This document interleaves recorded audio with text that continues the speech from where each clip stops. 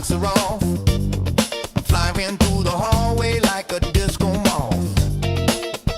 Pitching to the couch, then I loop through the fan. My tiny whoop's grooving like a funky jam. I dip through the doorway, spin by the cab, bounce off the toaster, yeah, I meant to do that. Neighbors knocking, saying, what's that sound? It's my brush motor soul train getting down. Flying through the curtain, dancing on breeze, freestyle funk in my living room with ease. Tiny whoop magic, bumping every wall. I'm the James Brown of flight, can't stop it all. I got LED strobes and a shag rug trail. I'm looping through the lava lamp, leaving a tail. My whoop's got rhythm, my sticks got soul. I'm the pilot of the party. On a roll, TV remotes a gate, the lamps a dive. I'm flying like it's 75. No GPS, no rules, no shame. Just a funky little quad in a soul train frame. Move it low, we fly that flow. Spread that gap, no time to nap. No time to nap. Hit that roll, funk and control. Bounce that wall, we fly it all. We fly it all.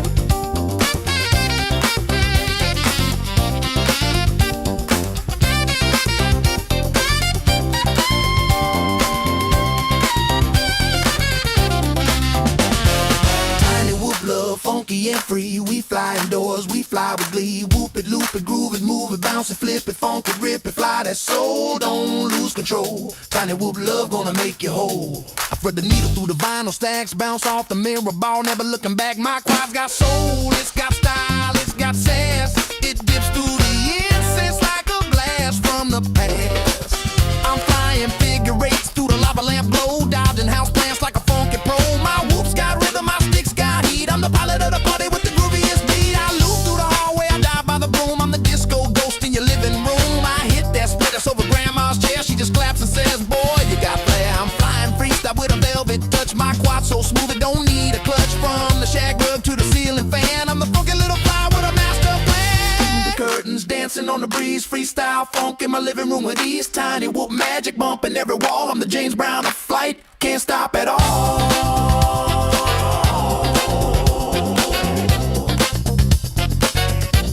Can't stop at all. Can't stop at all.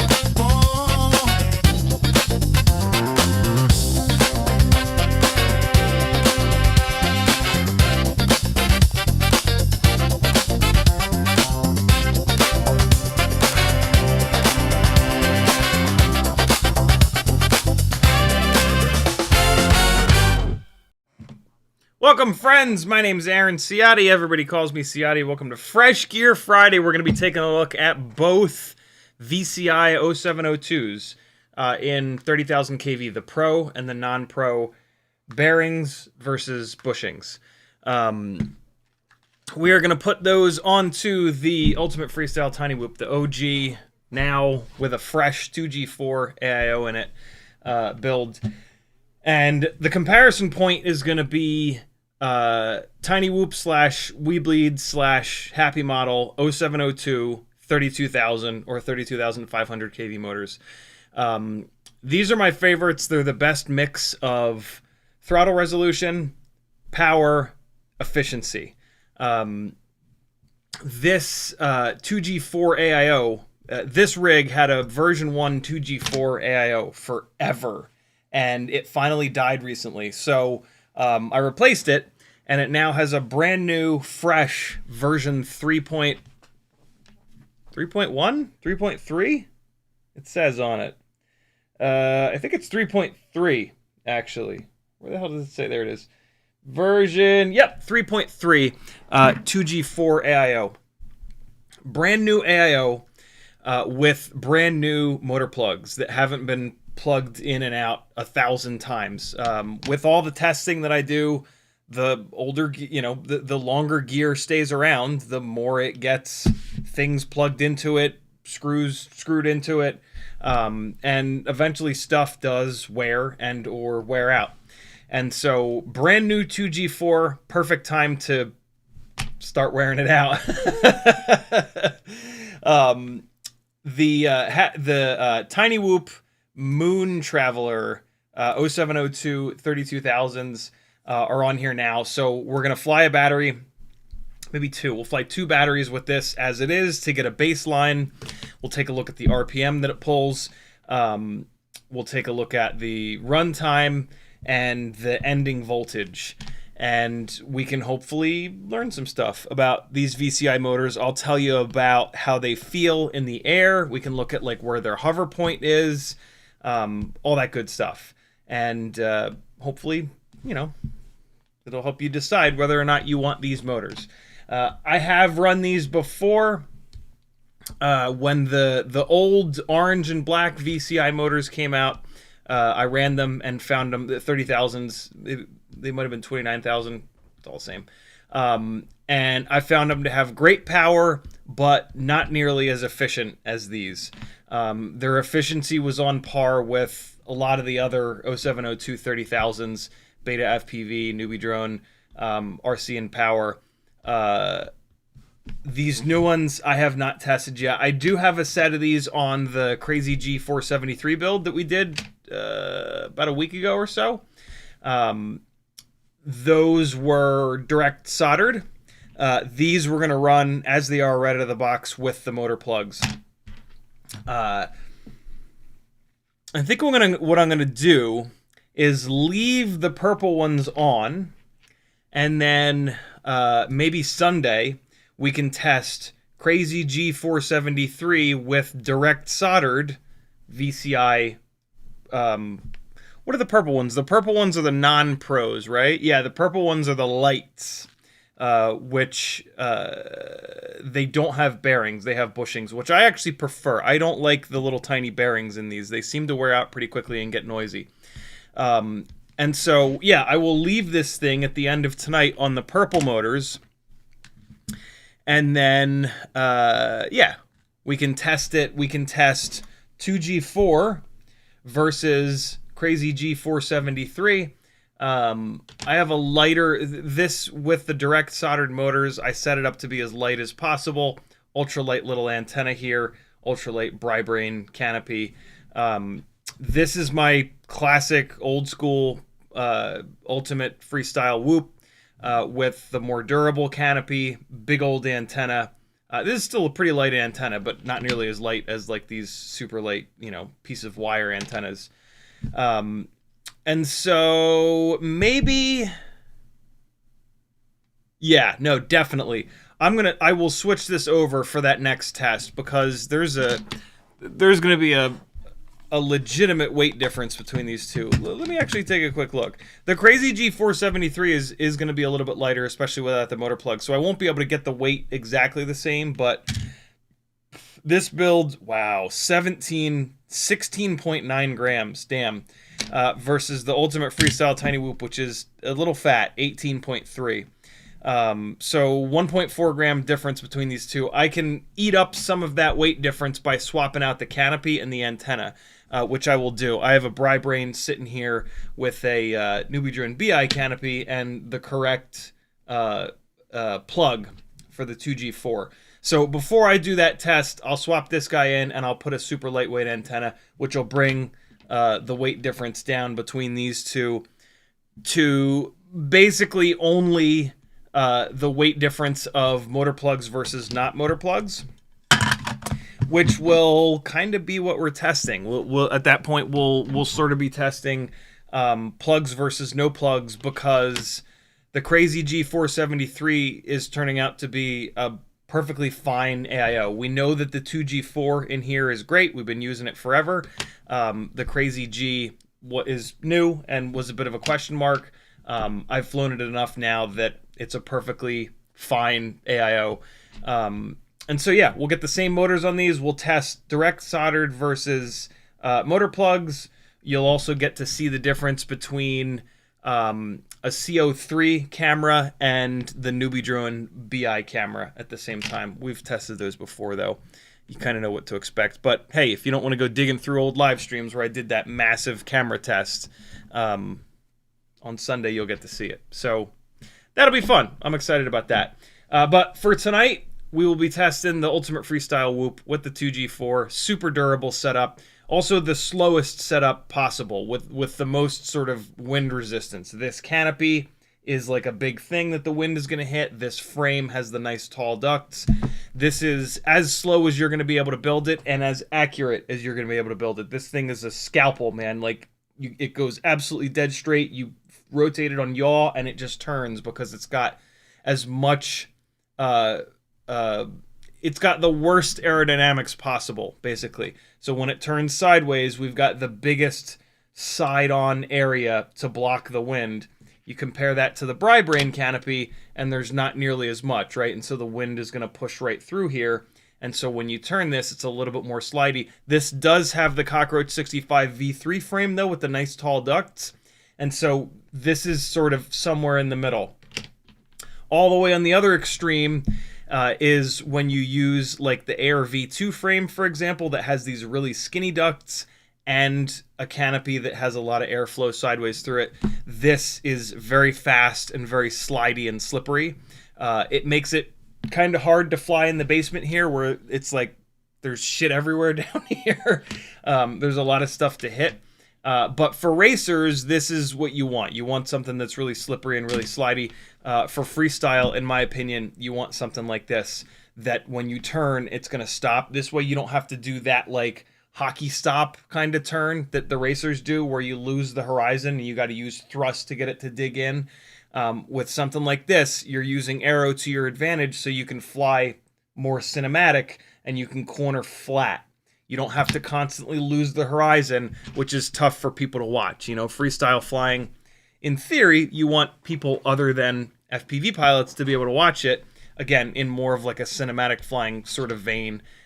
You want the flight footage to look good so that people can actually watch it and appreciate it and not just, you know, our tiny little niche within a niche within a niche community that we've got. In the chat, Yuke was first, Nyafu was next, Skittybots, Chuck P, Tanky, Uriel. Speaking of Uriel, these motors were very kindly sent over by Uriel, as well as a couple other really cool things. So shout out to him for enabling this testing to happen. Jeremy, Nyafu, Eco, Matthew Wegner, Unanticipated Bill, Hey Ryan, Brian Cook, Eco again, Letrank, Uriel, Green Thumb, Alba, CMYKFPV. We're going to leave it there. If you want the gangly man to say your name, you got to get in early, or just type at CiottiFPV, and then I'll read your chat comment and we'll talk about it. Nyafu says, CiottiFPV, what's the second most durable 5-inch prop? I know the Dow Cyclone 5045 is the most durable. I didn't actually know that. Dow props are not usually the most durable because they use a different plastic that's not quite as good as the plastic that HQ and Gemfan use, but that's interesting. But the pitch is way too high and it's an old design. It also weighs 6 grams. So like the most durable 5-inch prop is going to be an impossible thing to figure out because there's like 100 different 5-inch props out there, and durability is a little bit subjective. You know, you hammer your quad into the ground at 44 miles an hour versus 41 miles an hour. The amount of energy going into the prop is totally different. You know, one prop bends that much, the other prop bends that much, right? Like it's kind of impossible to tell. The long and short of durability is going to be the heavier the prop, the more durable it is. And the more pitchy the prop, the more durable it is. Mainly because of the hub. At the... Do I have a giant... Where the hell did those giant 7-inch props go that I specifically kept up here for Here's one. So the hub of the propeller, where it connects to the blade, as a propeller gets heavier, the hub typically gets thicker. As a propeller gets more pitchy, there's more blade angle. When there's more blade angle, you have to thicken up the hub because you've got more of a surface, right? If the blade is super flat, you can have a really thin hub to connect to it. But then as the blade gets more pitchy, the hub has to get thicker because you've literally got more surface area that's going to connect to the hub. So the weight of the propeller and the pitch of the propeller are typically 1-to-1 with the durability. There's really no way to like specifically test this. I mean, I guess maybe you could design a fancy rig that drops the same amount of weight down on the same blade it's being, but nobody's ever really done that. So yeah, typically what I've found is just to look at those two things, the weight of the prop and the pitch of the propeller, and that's going to give you a pretty good indication of how durable it is. There are certainly outliers. There are propellers that are just really kind of weak, but that's pretty rare nowadays. Most propellers are very durable. You can sort of just use those two things to figure that out, and then just run them and see how they are. That's kind of the other thing. Like, those of us that have flown tens of thousands of batteries, we've flown enough batteries to kind of be able to tell, and we've run one propeller over and over and over again to be able to tell if it's kind of durable or not. I remember when the HQJ series of propellers came out, I think it was the J37, I was blown away at how fragile that propeller was. It felt like every single time I crashed, it bent so bad that I couldn't take back off. The blades bent downward so bad that they would hit the arm and I'd have to take the walk of shame. The walk of shame tends to be how often you take the walk of shame, I should say, tends to be the thing where you can kind of tell which props are durable. But like only after you've run another propeller for a long time. So I was a huge fan of the Gemfan 5143-3. Still am. I think it's one of the best props that's ever been made. And so like my internal barometer for prop durability was dialed in for that propeller. And so when I tried the J37, it was like drastically off. The J37 is a lot lighter of a propeller. And it's also lower pitch as well. I then moved to the Gemfan 4934 and 4937, I think it is. They have two 4.9-inch props, and they seemed to be just as durable as the 5143-3.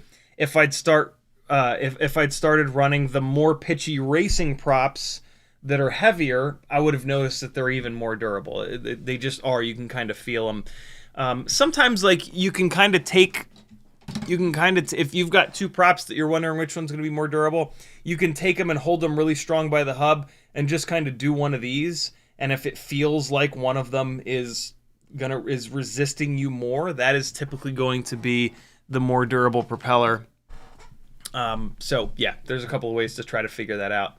But there's just too many props out there. What I've definitely found, I've run Dow props and talked to folks that know the types of plastic that are being used. Dow uses this, like, they claim that it's like a Bosch plastic, but I always personally found that the Dow props would bend quite a bit, even like their more pitchy propellers. They would just seemingly like bend easier.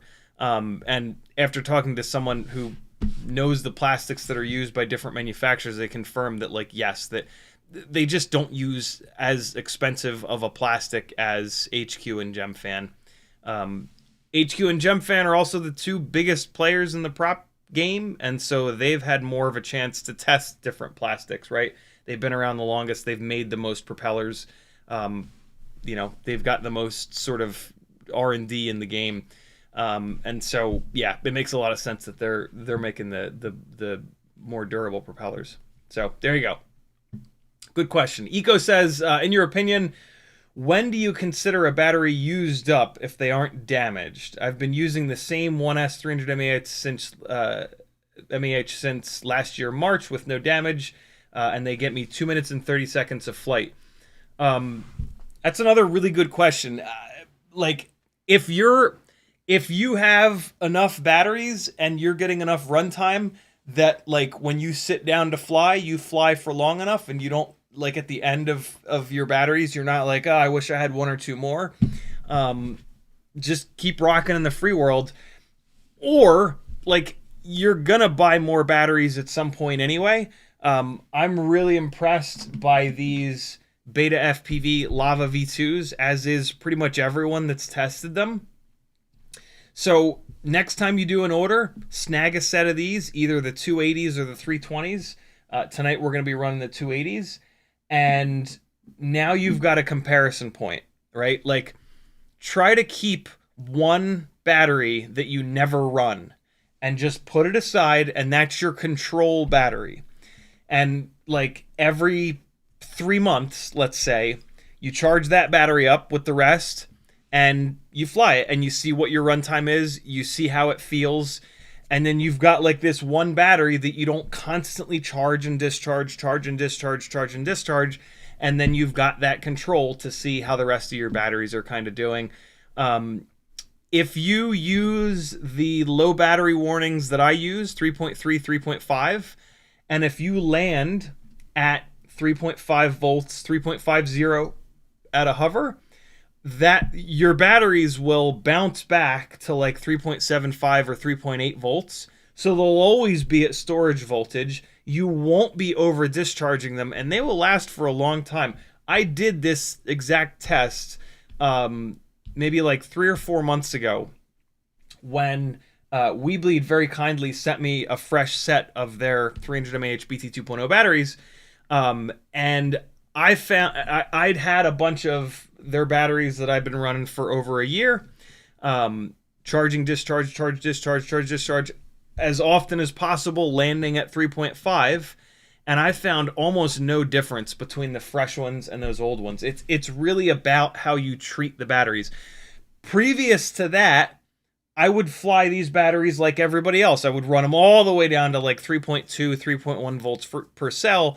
And then they would bounce back to like 3.5, 3.55, 3.6, and they would sit there a little bit low. I wouldn't put them I wouldn't put them back on the charger when I was done with them to get them up to storage. I would just let them sit at 3.5, 3.55, 3.6. And I went through batteries a lot faster doing that. Like, there's definitely something to be said for buying an extra pack of batteries and then not running them down below 3.5.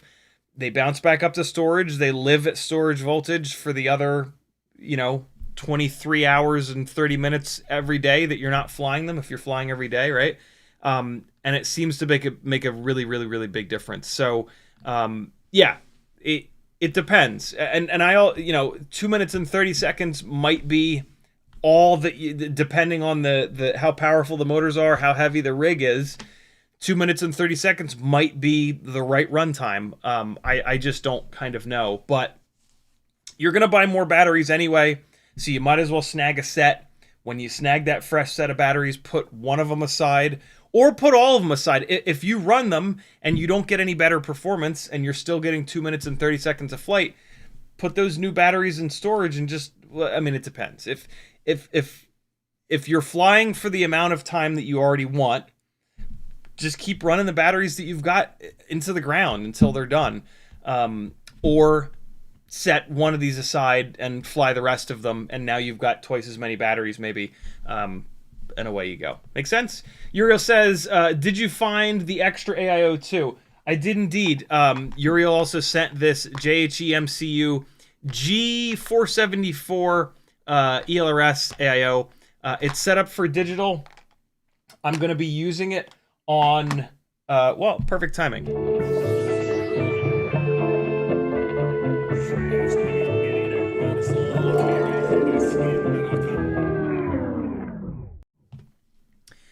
Max from Max Frames. Let me pull this up real quick.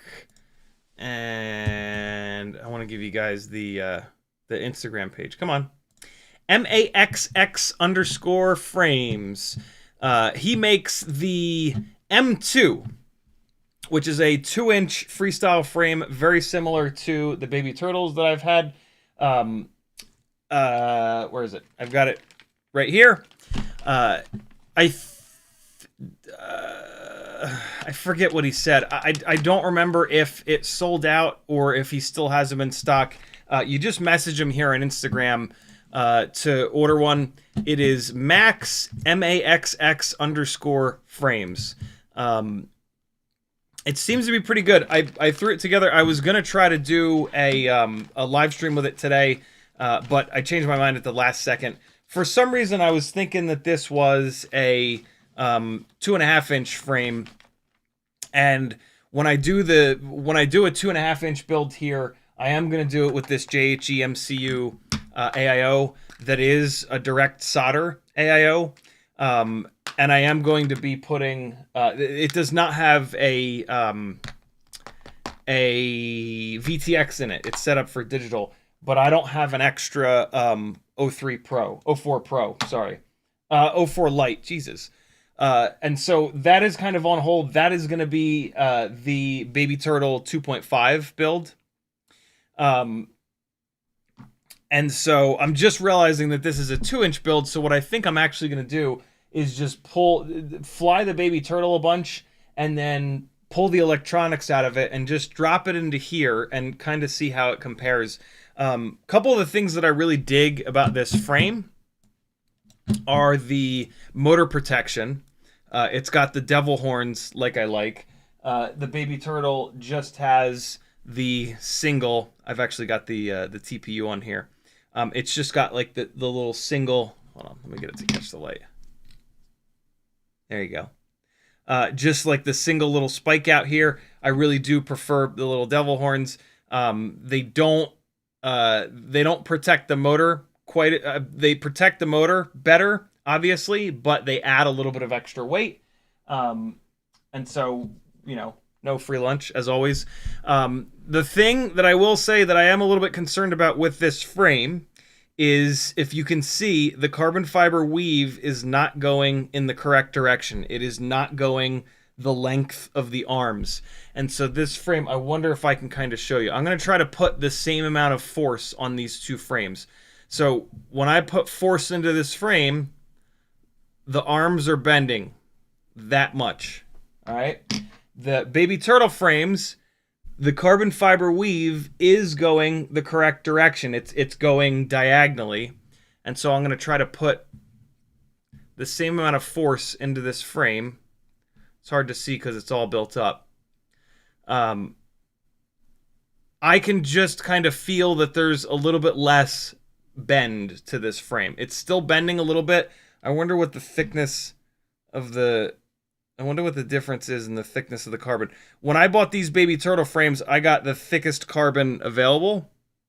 When I hold them up next to each other, they are the same amount of thickness there. There is a chance that... So the top and bottom layer of carbon fiber are just the veneer layers. They're just there for show, basically. And they're the only layers of carbon that have the actual like twill weave to them. The inner layers of carbon, those are just strands that are going either north-south or east-west. Unless it's quasi-isotropic carbon fiber, or quasi-carbon as it's commonly called. Quasi-carbon has inner strands that go north-south, the diagonal here, east-west, the diagonal there, north-south. And so quasi-carbon is strong in every direction. But typically, most carbon fiber is not quasi-carbon. Most carbon fiber is north-south, east-west. And this weave here, typically what happens is that the top layer and the bottom layer, the for show layers, because the inner layer, it's going to be like the way that it's laid up typically is one layer north-south, the next layer east-west. If you've ever broken a carbon fiber arm, you'll have seen that. It doesn't look like this on the inside. The top layer and the bottom layer, they have it weaved where they're showing you up, down, left, right. And so what has happened before, it's pretty rare, but it has happened in the past, they'll put the veneer layers, the top and bottom layers, they'll put them 45 degrees from the inner layers. So the inner layers are north, south, east, west, but then they take that veneer layer and they rotate it 45 degrees. The only way that I would be able to tell would be to break this. And so I'm going to build it out and I'm going to fly it, and maybe I break it, probably not. But we just don't know. Way more often than not, they don't do that. If the layup is north, south, east, west, they put the veneer layers on the top and bottom in a way that they're north, south, east, west. So that is probably the case here. This frame has probably been cut at a 45-degree angle. The flip side, so in this case, what it looks like from the veneer layers is that the carbon fiber is going north, south, east, west. And so it's going to be strongest north, south, east, west. The arms are what I always worry about breaking. And so in this scenario, more than likely is that through the length of the arms, we don't have nice long strands of carbon. We have 45-degree carbon. So we'll have strands that go like this, and then they stop, and they stop, and they stop, and they stop. And typically when that's the case, the arms are bendy, and the arms will, what you'll notice is the arms will bend before they break. So you'll have a really hard crash, and you'll come back and one of the arms will be bent at like a 45-degree angle. With the carbon fiber laid up, so what probably happened is if this is the sheet of carbon, the strands are going north, south, east, west. What more than likely happened is whoever cut this laid the frames out like this. And so this is how the layup is on this frame, north, south, east, west. When the baby turtle frames were cut, these frames were laid up like this. They were laid up bang, bang, bang, bang, so that you've got the long strands of carbon going the length of the arm and the length of the arm here. This is something that happens in carbon fiber layup world, in frame cutting world. When you work with a manufacturer, you have to specifically tell them, hey, I need the strands to go the length of the arm. I need you to lay these frames up in a way that the arms are as north, south, east, west as possible, which in this case would be roughly like this. When you do that, you can't fit. And the reason that the manufacturers won't do that by default is they can fit more frames on a sheet if they do it like this. But the frames end up typically not being as strong. So we'll see. What AIO is in here? This is an X12. Unfortunately, there's no black box. I wish I had one of these things with black box in it, because then I could do a black box log on the baby turtle frame, which should be a little bit quieter because the strands are going the length of the arm. That might be one way of telling. But yeah, I don't know. We'll see. Like I said, there is a chance that the strands are going the length of the arm. It's just that the top and bottom layers were put 45 degrees. That's pretty rare. I've only ever seen that once in over 10 years. So I think what probably happened is that Maxx didn't specifically tell whoever's cutting the carbon for him, or they didn't listen when he did ask. So either he didn't ask or they didn't listen when he asked. No way to be totally sure of that, but that's the only thing that I'm kind of worried about with this frame. I like the battery holder TPU. It's pretty slick. It like slots into the top plate here in a way that it's nice, and it's like kind of held in. The baby turtles, their battery holders are set up to be a little bit lighter weight, and they're just kind of loose, and they kind of flop around, so switching batteries is a little bit more time consuming. but it's a little bit lighter this way, I guess, is the give and take there. Other than that, the two frames are very similar. I do, like I said, I do like the motor protection on this. Also, this is set up for this is the multi-motor mounting setup here. So you can put either a 9x9 motor or the 6x6, I think it is. You can either do a 4-bolt or a 3-bolt motor. That's kind of slick. On the Baby Turtle frames, when you buy the frame, you have to pick either 3-bolt or 4-bolt motors. So similar, certainly not the same. Max also sent me a set of his favorite motors, which is super kind.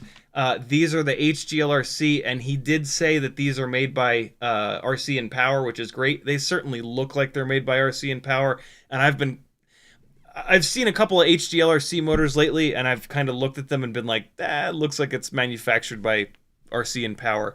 And so, yeah, he sent along a set of his favorite HGLRC 1202.5 11,000 kV motor.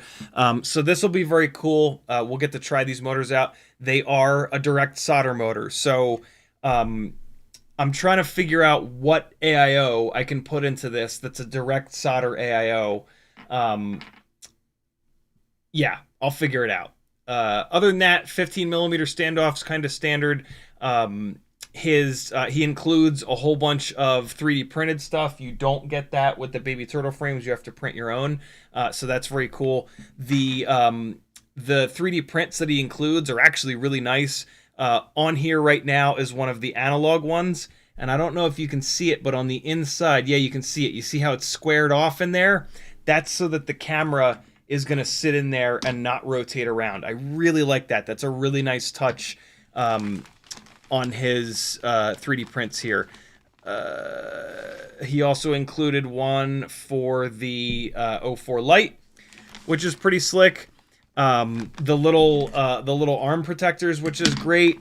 And then I actually don't know what this is. I'm sure this is super slick, and I don't know what this is. But his 3D prints look absolutely awesome. I'm really impressed by it. So yeah, there you go. Maxx MAXX_ frames. This looks really good. I can't wait to get this build. I just need to figure out what AIO. It's going to have to be a 12 amp AIO with direct soldered motors. And I think I'm going to do it as an analog build, especially because of the potential of this carbon fiber not being basically being oriented 45. Oh, the thing I forgot to say is that with this carbon fiber, it probably is, but if it's oriented north, south, east, west, this frame is going to be really strong in this direction and in this direction. So this frame will be stronger than the Baby Turtle on the base plate. So you'll have more strength on the nose here. So like a really hard hit on the nose that tries to taco this frame in this direction, it's actually going to be stronger. So that's kind of the trade-off with a solid base plate. Depending on the hardest crash that you have, it could actually be stronger. Typically I find that most crashes involve the arms, and most of the energy gets dumped into the arms. And so the arms are what breaks more often. And so for me, in my opinion, we always want the carbon fiber to be oriented at the 45-degree angle to make the arms the strongest. They're the longest lever, right? The arm has the longest lever. The end of the arm hits and it puts a whole bunch of energy in there. But we'll see. I'm going to build it out. I'm excited to check out these 1202.5s. I haven't tried these motors before, that motor size before. So huge shout out to Maxx Frames. Very, very cool. I bought the frame and then he threw the motors in, which is super, super generous. So some really cool testing coming up. I just have to figure out what AIO I'm going to put on this. What should... I kind of feel... I really wish... here's the ongoing saga of this build that we did on Wednesday. So this build has the new BetaFPV 5-in-1 Matrix AIO in it. And at the end of the live stream, I could not get motor 4 to spin up, and then when I put it into ESC configurator, ESC number 2 wasn't showing up. I spent like an extra hour and a half after that live stream trying to get this thing working. And I just can't get it. I've actually bounced back and forth with BetaFPV a couple times, and it looks like they're out of ideas. They did send me an interesting little CLI command to put in there, which seemed to make the situation a little bit better, but still, ESC number 2 is just saying unknown no matter what I do. And so what I think might be the issue here, if you take a look at the product page for the Matrix 1S brushless flight controller 5-in-1 V2, all the way down at the bottom here, all the way down at the bottom, in this little section, it says BlueJay ESC firmware with BB51 ESC solution, Matrix brushless, comes with AX5. The 5 is the gate timing. 96 kilohertz, version 0.19 hex. It supports D-Shot 300, 600 RPM filtering, blah, blah, blah, blah, blah. Offers 24K, 48K, 96K. Well, this specific version is locked at 96, but you can certainly get another version 0.19 hex with AX5 at 48K or at 24K. 48K is what you want. It says here in bold, do not flash the firmware with a shorter interval. What they're talking about is the gate timing. The AX5, the gate timing is 5. There is no lower gate timing. Gate timing goes up from 5. It's in intervals of 5. You'll see in there's like AX5, AX10, AX15, 20, 25, 30, 35, 40. So like there isn't one with a lower gate timing, which is a little bit weird. But what's interesting is like they keep calling out 0.19, and then when I looked here, I found 0.19.2, and they have a link. There's a link that goes to the BlueJay GitHub with version 0.19.2. I'd never seen, and like in the drop down when you flash the ESC, there's 0.9.1. I'd never seen 0.9.2. When I follow that link, it takes me to a part of the GitHub where you can download 0.19.2. Well, I didn't do that on this. When we built this the other night, I hadn't seen that. And so I just went to BlueJay and I hit 0.21, the newest version. AX5 was still there. And I tried to flash it when you guys were watching to 0.21, and that's when the problems started. So there's a chance that that with this new Matrix V2, you do not want to flash it to 0.21. The Bind and Fly that has the same AIO that I reviewed about a week ago, I looked back and I realized that I actually did not do anything in the ESC configurator on this. This was still on 0.19, 96K. I'm super tempted to try to flash this to 0.21, just like I did with this one, but I'm not going to, because I don't want to brick 2 of these AIOs. It seems like I've already bricked this AIO. I am waiting for BetaFPV to get back to me again to see if they have any other ideas, but like I said, I'm an hour and a half in. I've tried all kinds of different stuff, and I can't get ESC number 2 to show up on this. I think it's done. What I did do on this is I grabbed AX5 48K 0.19.2 from the link, and this is fine with that 0.19.2 hex on 48K. So if you get these, well, first of all, if any of you already have this Matrix V2, if you have already updated it to 0.21 and it's working, please let me know. At some point I'll get there with BetaFPV and they'll tell me whether or not there's something weird going on, but I don't want to brick another one of these. So if any of you have the new Matrix V2 running on 0.21 successfully, I don't care what PWM it's on. I don't care if it's on 96 or 48 or 24. Yeah, let me know. But if you have one of these Matrix V2s on the way, or if you have this Air V2 bind and fly on the way, don't flash it to 0.21. Leave it alone. Go to the website. Here's what you're going to do. You're going to go to the website for the AIO, okay? You're going to scroll all the way down. You're going to look for the Blue Jay logo. And it's this link right here. Download the Blue Jay ESC firmware. Please choose AX5. You don't need the 96K. I've confirmed that. And yeah, so that's going to bring you here to the Bird Sanctuary, the best name for a GitHub ever for Blue Jay.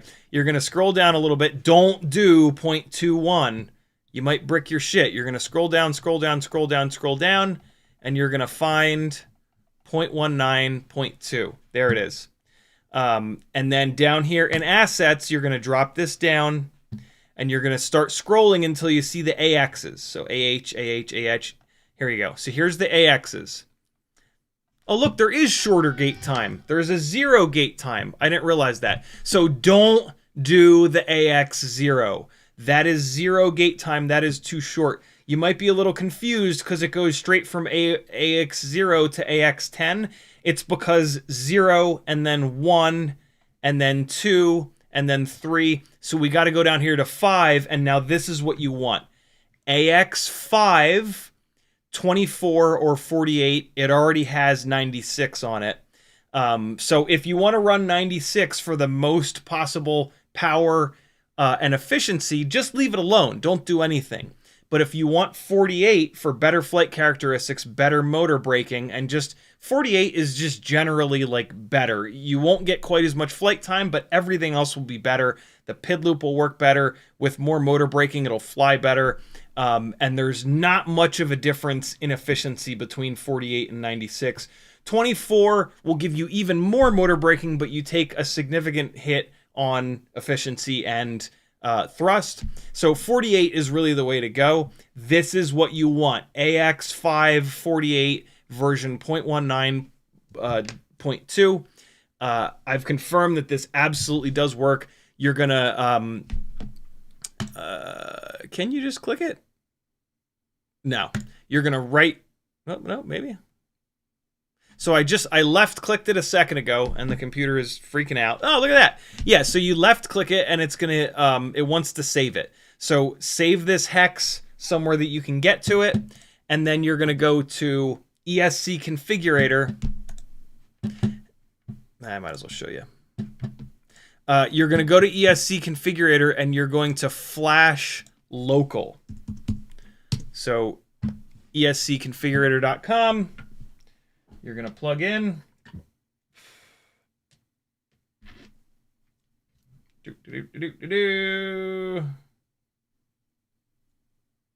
Come on.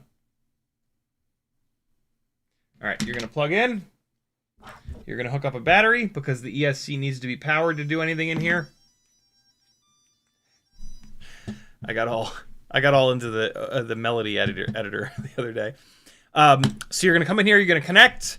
You're going to read settings, and you're going to go to flash all ESCs, and then instead of doing anything here, you're going to go to flash local firmware, and then you're going to point it at that download that you just grabbed. And this is literally it. I did this last night. So you're going to have this AX5, 5 is the correct gate timing, 48K, 0.19.2 hex. You're going to open it. It's going to flash it. Away you go. So that is the safest way right now for the Matrix V2 board to get onto 48K. I've confirmed that that absolutely works. Maybe you can just come in here and do V2.21.0. Maybe this one is just failed out of the box. Maybe this ESC was a mess regardless, and I didn't brick it by doing 0.21, but that is what I did. When we set this up at the end of the live stream, I came in here, I hit 0.21, I hit 48K, and I flashed it, and it has never worked since. I don't know if I tried to spin the motors up before I did that. I don't remember. If you want to go back and watch that stream from Wednesday, you certainly can. That would kind of tell us whether or not this was bricked right out of the box, because what I remember is that motor 4 was not spinning reliably. And when I read the settings, it was acting really weird. And then, so yeah, I don't know if that happened before or after, but yeah, there you go. That's the current sort of situation with this Matrix. And I find it interesting that, like, this is a fairly new AIO. This is not so new that 0.19 was the current version. Like, 0.21 of Blue Jay has been out for long enough that I feel like they're specifically saying keep it on 0.19.2. I could totally be wrong. Maybe that product page was written before 0.21 was available, but yeah, we're pretty in the weeds here. Hopefully I didn't lose everybody. But this is what we do around here. We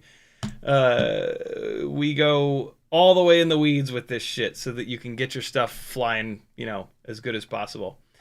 All right, let me get caught up on chat here. I think that's everything.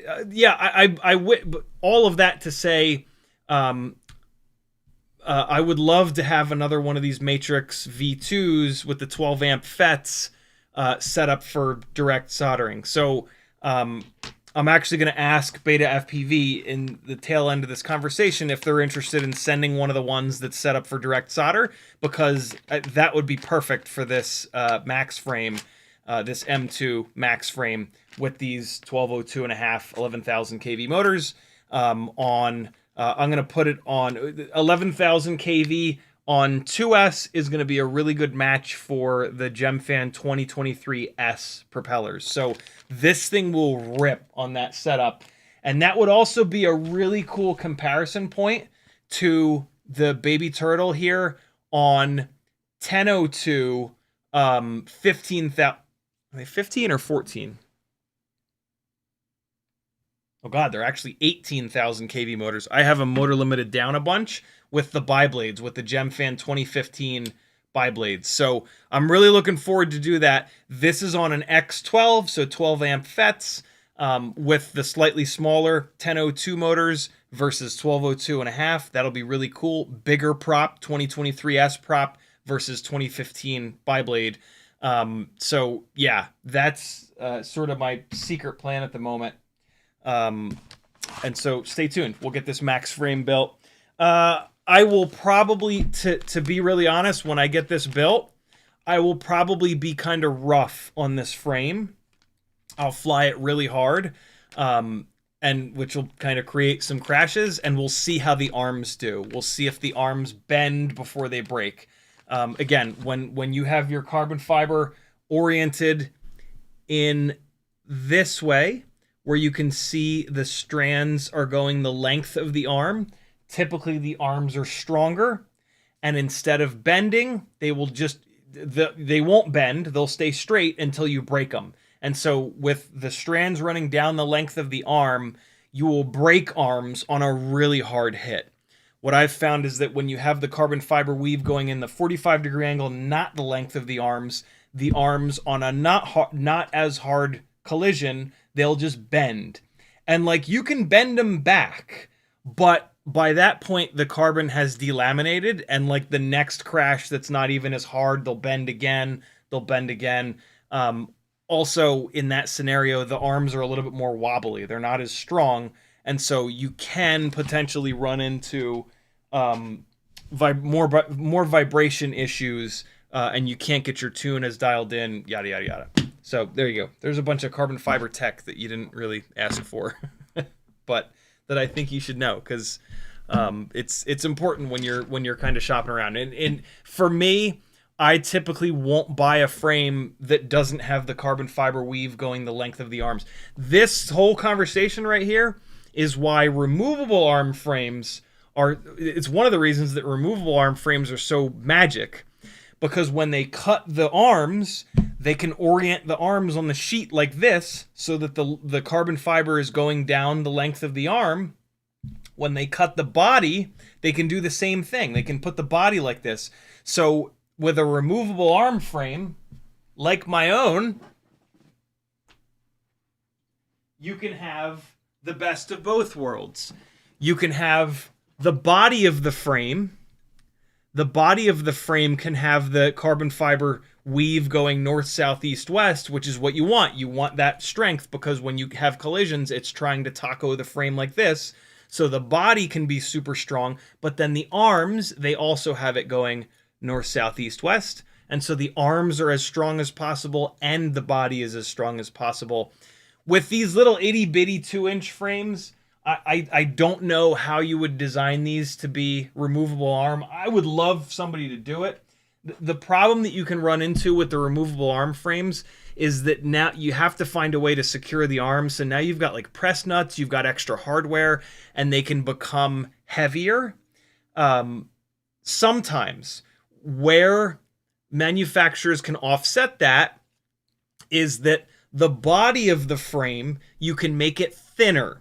So the extra weight that you spend on the press nuts and on the extra hardware to secure the arms, you can offset by making the body of the frame lighter weight and or the arms of the frame thicker. The arms are a longer lever, so that's actually nice when they're thicker. And so that's what you see in most frames, right? Like 5-inch frames, you'll see like 5 or 6 millimeter thick arms, and then like a 2 or 2.5 millimeter thick body. And so that's how you kind of offset that. On my frame here, the front, since it's a split base plate, the front is what takes a ton of abuse, right? We smash the chin. So what I had Ryan do is make the front piece of the split base plate a little bit thicker, but then the rear part of the split base plate here that doesn't typically take any abuse, it's really thin. I think it's like 1.5 mil or 2 mil. And then the front bit here is like 2 or 3. It almost looks like it's the same thickness as the arms. Once we get down this small, like I think they only make carbon fiber in like halves, like 1 millimeter, 1.5, 2 millimeters, 2.5, 3 millimeters, 3.5. So when you get to the really small stuff, like 1 millimeter might be the difference between 1 and 1.5 millimeters is not enough. You would almost need like 1.25 sometimes. The other problem with a different thickness body and different thickness arms, especially when you have a split base plate, is there might not be standoffs front to rear that are the right offset. That was a problem that we had with this frame. You've got the front part of the plate, and then you've got the rear part of the plate, and then you've got the arm thickness. So we've got like a 15 millimeter standoff in the front and then a 10 mil in back. You have to have the thickness of the arm and the thickness of the rear base plate. When you add those two numbers together, that's the difference in the standoffs. So you're a little bit handcuffed because like there aren't every length of standoffs. Standoffs come in 15, 18, 20, 23, 25, 28, 30. So the thickness of your arms and the thickness of the rear base plate, you're locked in by those standoffs. Typically, there has to be a 5 millimeter difference for a little frame or a 10 millimeter difference on the big frame. This is why the glide frames always came with 23. This is why it was so nice that the glide frames came with 23 millimeter standoffs. Rugi had 23 millimeter standoffs made. And that was really nice because we could run on split base plate frames, we could run 23 in the front and then 18 in the back. And we would have a 5 millimeter difference between those two. Super in the weeds now, but hey, there you go. Yuke says, so is that new Matrix DOA? Bummer. Yeah, it looks like it. It's not in this build. It's in this build over here. But I'll let you know hopefully by Sunday, because I'm still bouncing back and forth with BetaFPV. Yuke says, are your micro V's shorter or longer than Weebleed's shortest one? I'm not sure what Weebleed's shortest one is, but mine are 46 millimeters. 46 millimeters is the perfect length for most AIOs that have the UFL towards the front. And then if you're running this style canopy, I specifically had that length made so that the shrink wrap goes inside of this canopy.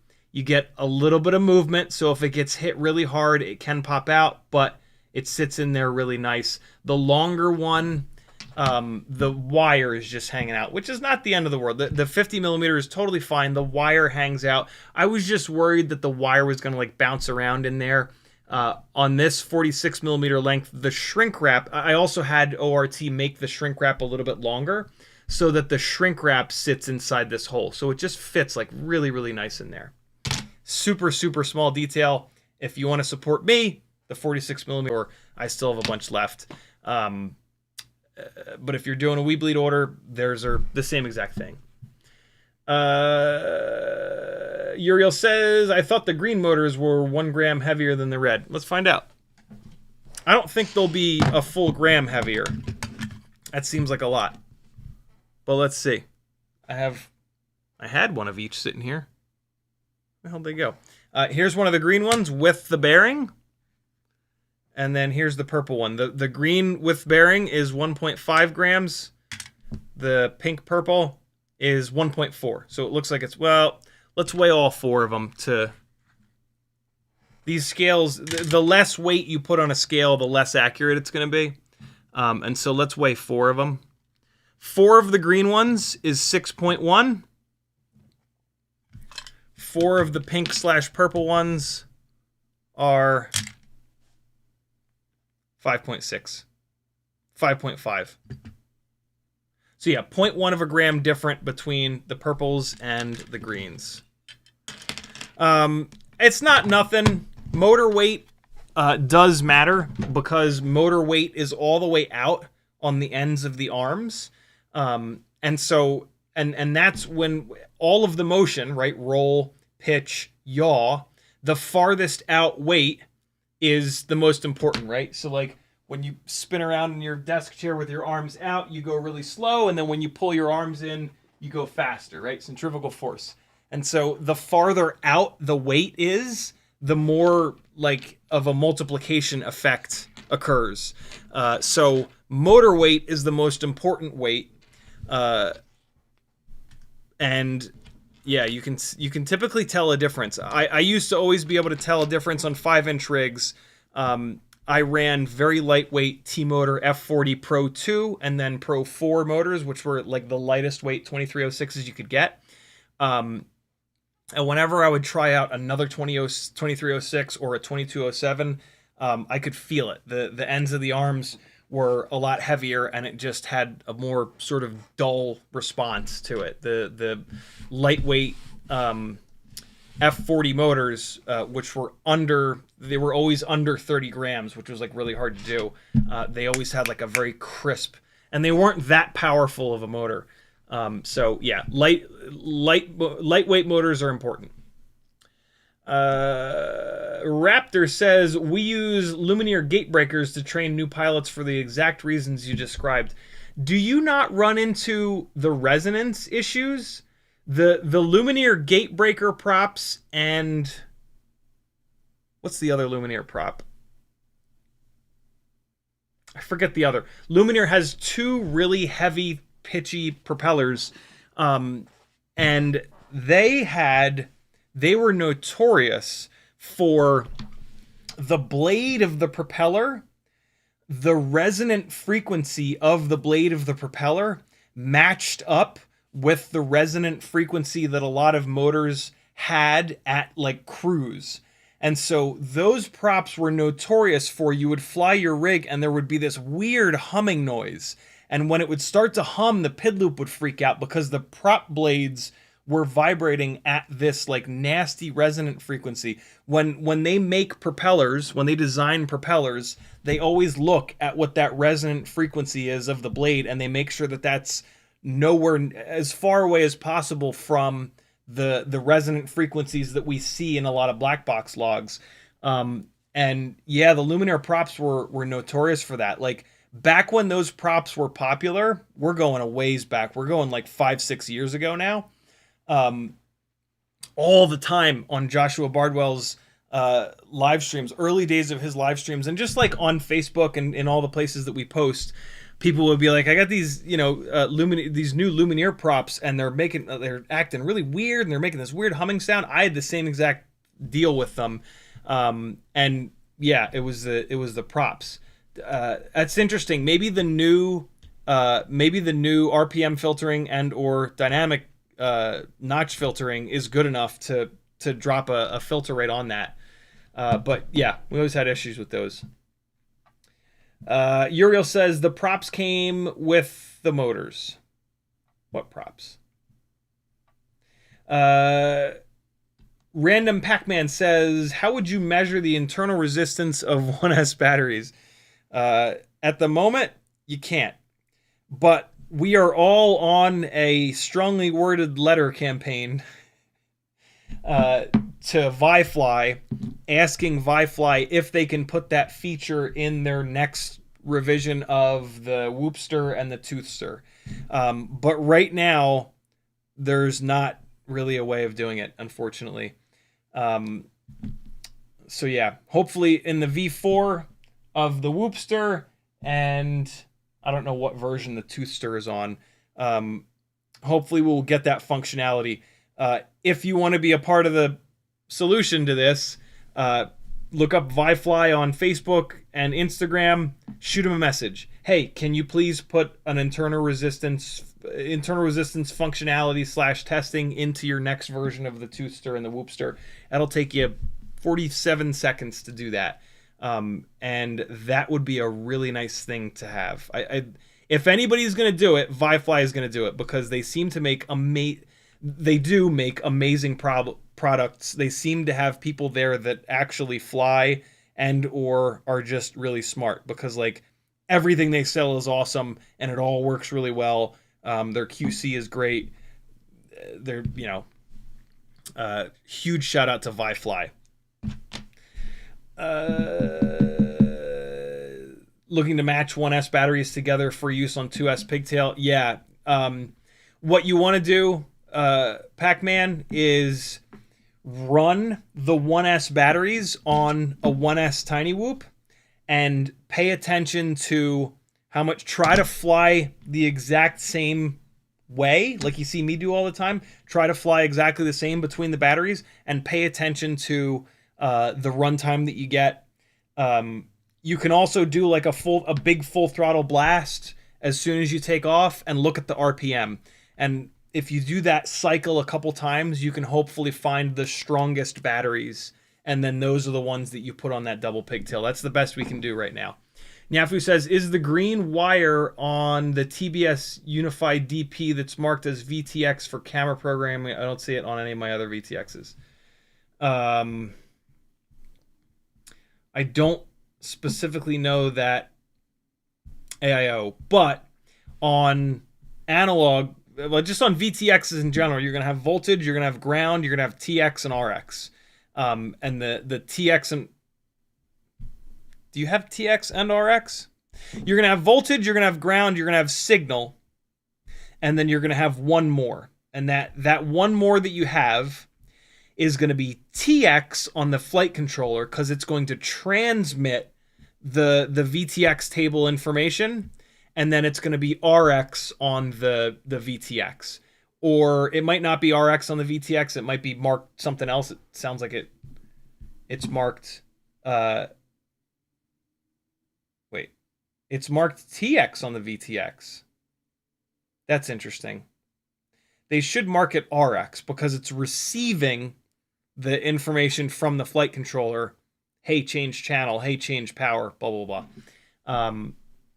If there is an RX on the VTX, hook that up to a TX on the flight controller. It might be it's been a long time since I've wired up an analog VTX. I don't remember if it's 4 wires or 5 wires. I thought it was only 4 wires though. But if there's a TX on the VTX, that's going to transmit back to the flight controller, and then you want RX on the flight controller to receive. And then the TX on the flight controller is going to transmit to the RX on the VTX. That should answer the question. Euro says, I thought it was for Tiny Whoop and no HD. If you're talking about the HDLRC, yeah, it is. There is no VTX on board. It is. It's got ELRS on board. I can always tell by just looking for UFL ports. So we've got one UFL port that is marked 2G4 ELRS, and then there is no other UFL port. And then there's also a big plug header here, and this is the same plug header that all the DJI and Walksnail stuff uses. It's got what, 6 pins? 1, 2, 3, 4, 5, 6. Yep. So this is set up for HT, which is totally fine. Twist my arm. I have to buy another 04 light and enjoy the magic of the 04 light. Raise, what's up, brother? I haven't seen you in a while. He says, for the first time in my FPV career, I picked up an order. I picked up an order that I think was reasonable. 16 tree toppers instead of just the 4 I needed to build, and none for repairs. Nice. Did the same with the skirt motors and a bunch of AIOs and CO3s. Uriel says, Ali, there's 04 light set for 140 euro. Is it a good price? And you like to test. 140 is a little expensive for the 04 light, although being able to get it at all is a little bit challenging right now. So that's kind of tough. But yeah, man, 140, what has happened? Levster says, hey, Alley Cat says long time. Indeed. Raise an Alley Cat. I hope you've been awesome. Paul Tamora says, did you consider the Caillou Mini? Sort of. It's never in stock. And so I got antsy waiting for it to come in stock. And I just said to hell with it, and I bought 2 of the 2.5-inch baby turtles. I've looked at the Caillou Mini in depth. It looks super similar to the baby turtles. Frame design, like it's still a solid base plate. Frame design in 2026 now has kind of bottomed out, and I've built 2-inch baby turtles, and they've been awesome. And so there's no reason to think that the 2.5-inch baby turtles won't be awesome as well. The Caillou Mini is probably also awesome. Yeah, I really doubt that there's going to be any difference between them. If there are differences, they're probably going to be very subtle. So yeah, I don't think it really matters all that much. Get whichever one. If you're doing an order on, I think Pyrodrone is who sells the Caillou Mini. If you're already doing a Pyrodrone order, then snag the Caillou Mini. If you're not doing a Pyrodrone order, get whichever one you want, the baby turtle or the Caillou Mini. I love that the baby turtles offer the colored carbon. That's just super fun. I'm really excited. This is the Bando 2.5-inch. I'm really excited to do like the Ninja Turtles thing. I'm printing out the TPU in all the different Ninja Turtle colors. And so, you know, it's green like a turtle, and then it can be Leonardo or Donatello or Raph, or at some point next time I have the orange filament in the A1 Mini, I'll print a set of the TPU in orange, because, you know, I'm an 80s kid. So yeah, that's kind of fun. But yeah, I'm sure the Caillou Mini is great. The baby turtles have been great. Whichever, you know, whatever floats your boat. Uke says iFlight just put out a 65. For the record, the baby turtles are made by Sub 250G FPV on Instagram. Great Instagram channel. He answers loads of questions, does loads of testing, and you know, that's super awesome. I really love. I've been subscribed to his channel for years now, and he's put out lots of good stuff. And so it was like I didn't not go with the Caillou Mini for any specific reason, but I've just been watching him for a while, and he's got a load of different setups and a load of different videos that you can watch to see what a 2-inch open prop build will fly like on 1002s versus 1102s, and that's, you know, that's super valuable info. So yeah, but get whatever you want. Uke says iFlight just put out a 65mm whoop, too heavy but cool. They're trying, probably won't be too bad for a beginner. Yeah, more options are always better. Love that. CMYK is in the house. He says, but have you considered building a 3D whoop? I have not. I'm not good enough flying in 2D to go into 3D. So I'm fine sticking with regular old whoops. Jamie Flies FPV says, hi. How the hell are you? Nathan Adams says, any chance of a blue Micro V restock? Also, they explain the pinout on the TBS Unify Pro 32 DP manual on their site. It is weird. Not quite yet. I'm trying to move through. I didn't get enough of the colored ones, and I still have a whole bunch of the black and white ones in stock on the Etsy store. There is a minimum. When I order from ORT, there is a minimum.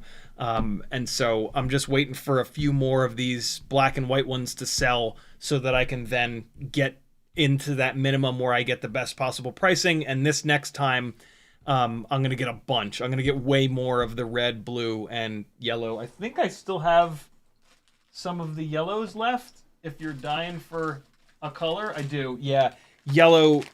The red and blues sold out right away. I do still have, it looks like 3 of the yellow ones. But yeah, I've got a ton of the black and whites left. So if you need a 46mm ORT, if you need an ORT Micro V for a tiny whoop, the 46mm with a little bit of extra shrink wrap on it is going to be awesome. So CiottiFPV.com, click the Etsy link, and they're on there. Uriel says, stupid me, sorry, don't you dare apologize. You sent me a bunch of awesome stuff. I super appreciate it, brother. Very, very kind of you. Nathan Adams says, the Unify Pro DP is their crazy 3-watt VTX. Jesus. Has an extra in and output for crossfire control. Oh, via Lewis script on your radio. Interesting. Camera control is generally done via flight controller if cam supports it. Okay, so that would make sense. Yeah, so it's got an in and an out. It's got a TX and an RX. So you're going to wire it up just like an HD, like an HD VTX, but also with that signal wire. So it's going to be a 5-wire build. Voltage, ground, TX, RX, and video. Interesting. Jeremy Flies FV says, I've literally spent 2 to 3 hours of my life resoldering motors today. Yikes. Nathan Adams says you have 4 less black ones now. Oh my god, thank you, dude. Very, very cool. Also, join my Patreon, friends. That is the best way that you can support all of this testing that gets done. If you want to see me test some RC and Power 1003 10,000s, you can do that with a super chat or a PayPal over there, or just join the Patreon, and just generally when I can afford to buy fancy new shit, I do. Let's get to some testing, yo. Oh my god, by the way, whoever it was, when I was explaining the weird problems I was having with yaw on my old, like 11-year-old QX7, thank you so much for mentioning the wires coming out of the gimbal. You know what's really funny is, many years ago, probably like 5 or 6 years ago, I had the same problem, and I swapped the gimbal out, and it fixed the problem. I don't think I saved that gimbal. I have figured out what's going on. We work the shit out of the throttle on these transmitters, right? Like, we're constantly moving the throttle up and down. On the back of the gimbal, there's a Hall effect sensor, and there's a little bundle of wires coming off that Hall effect gimbal. And those are the yaw, that's the yaw Hall effect gimbal. It's the one that rotates, but it you know, just by the axes of the way the gimbal works, when you work the throttle up and down, also we're smashing full throttle, we're chopping the throttle really aggressively. And so there's this little bundle of 3 wires coming out from the yaw Hall effect sensor that get this done to them 1,000,000 times as we fly. And FR Sky, I lost my S. That's how old this transmitter is. The S is gone. It's just FRKY now. It's just FRKY now. That bundle of wires, they do have like this yellow wax that they've blobbed on there to try to help those wires at the solder joint. But what's happening is the silicone wire, it's just being flexed so many times that the internal strands are one by one breaking. They're 30 gauge wires, and in a lot of 30 gauge wires, there's actually only 8 internal strands of wire. And so after years and years and years and hundreds of thousands, if not millions, of throttle up and downs, those little wires are bending. Those individual strands are breaking. And so when you pull it apart and you grab one of those wires, it just falls right out because those internal strands. And so and this is going to be the deal with all transmitters. If you've got a transmitter that you've had for a long time, if you start to have weird issues with yaw that apply to not just one quad, you fly one quad, you fly another quad, you go into the simulator. That's what it is. The wires coming out of the Hall effect gimbal are starting to break. And so you can just change the gimbal. That's the easiest thing to do because the gimbal has the wires directly soldered to it, and then there's a plug that plugs into the main board of the transmitter. The long and short of this is, if you and it's going to apply to yaw, we don't do the same thing over here. The throttle, we move up and down 1,000,000 times, so it's going to happen to yaw. So if you ever have any weirdness on yaw, what it shows up for me as a delay. You push yaw, nothing happens, and then it catches up. It almost feels like a little failsafe, but it only happens on yaw. So if you ever have any weirdness on yaw, that could be the problem. Either swap the gimbal out, or you can take it apart, you can desolder the wires, cut them down, and then resolder them so that they're fresh. That's what I did on this. The safer thing to do is just to swap the gimbal out. But Hall effect sensors don't wear out. So if you have enough extra cable length in there, you can chop them down and then resolder them up. It's pretty fiddly. It's pretty hard to do. It is doable. But yeah, if you have yaw weirdness, swap that gimbal out, because those wires are fatiguing. Wild. That was an interesting little sort of revelation.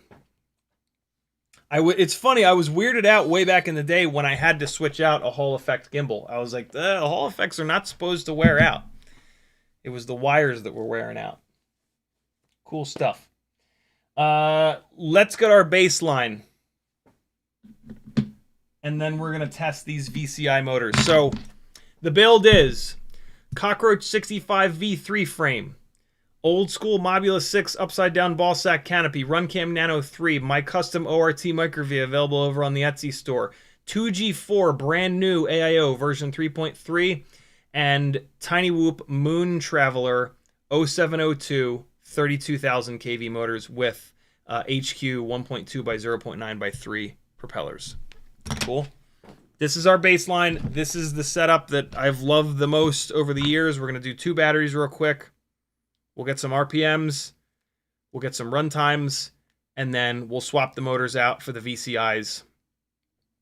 And we'll see what's what.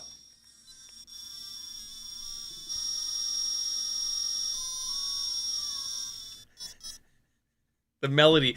I didn't realize the melody editor was so easy to use in ESCconfigurator.com. Oh. Oh, I gotta unplug and replug the, hold on. What am I going, up and right? Let me move that down, down. Wait, no. That didn't move it, did it? There we go. Come on. Down, down, down, down. Still going up and right.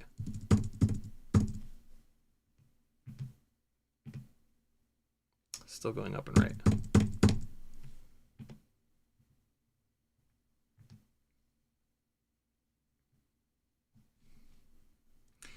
Why is this? Why are you being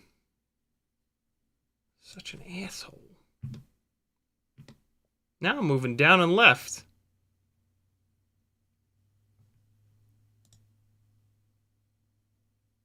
Hold on.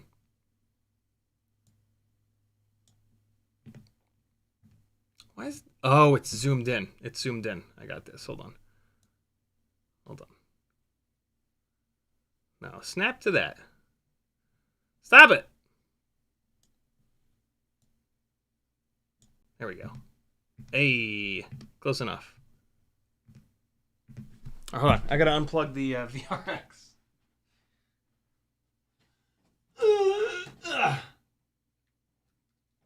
Okay.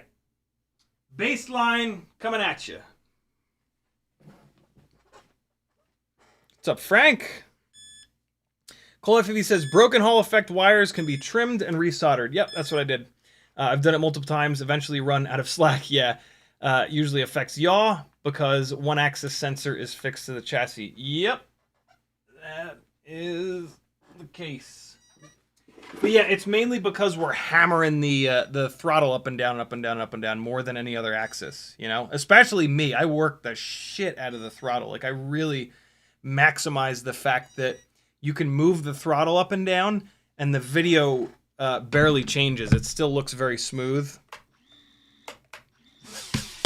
And so I am super, super, super active on the throttle when I fly. Here we go! Tiny Whoop 0702 Moon Travelers. On BetaFPV Lava V2 280 mAh batteries. Let's see what we get here. Oh God, no! Oh God, no! Flew too close to the sun. Flew too close to the curtains. Damn it, that was a little bit of a shorter run. Let's do it one more time. Ugh! Okay.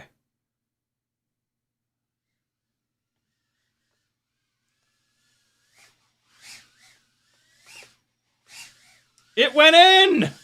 Let's see what RPM we got from that.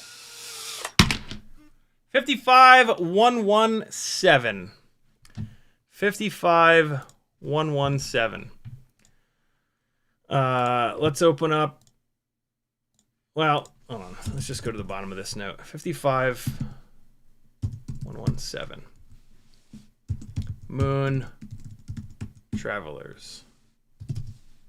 55,117. And then we're gonna look at what the runtime is at the end of the battery. Let's keep going.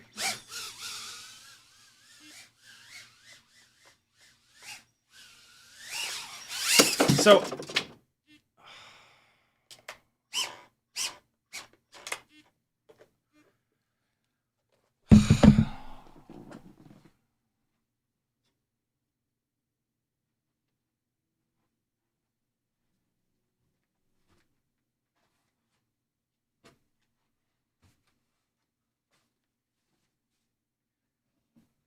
God damn it, Jim.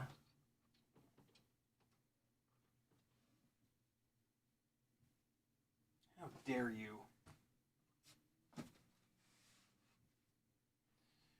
Oh, bastard. I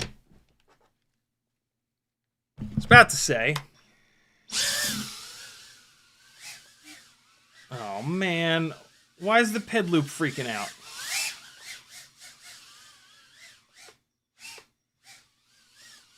It's not freaking out that bad. Fuck you. Come on, man.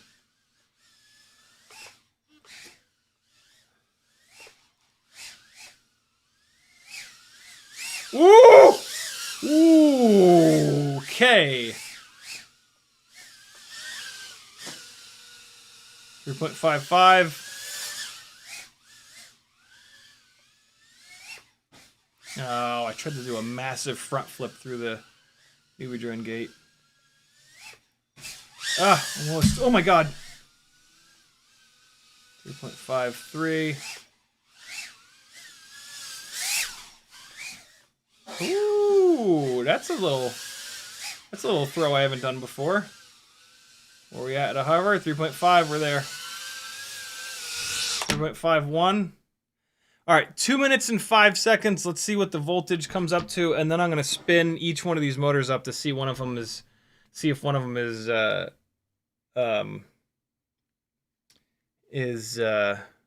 vibrating. Nyafu, what do you mean? Please confirm that my shipment did in fact arrive. Yeah, Nyafu, you sent me some stuff. Uriel also sent me some stuff. You two are very, very generous.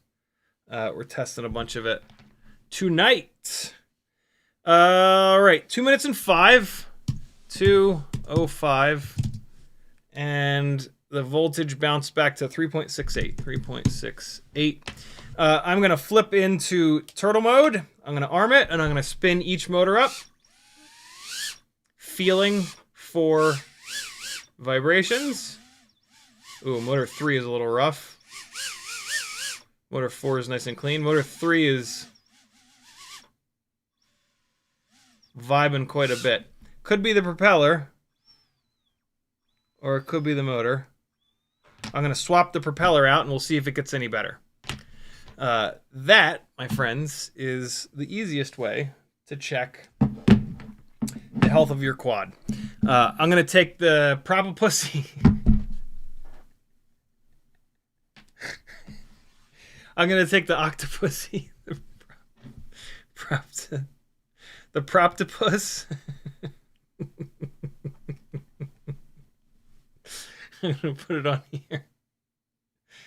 Why am I such a fucking child?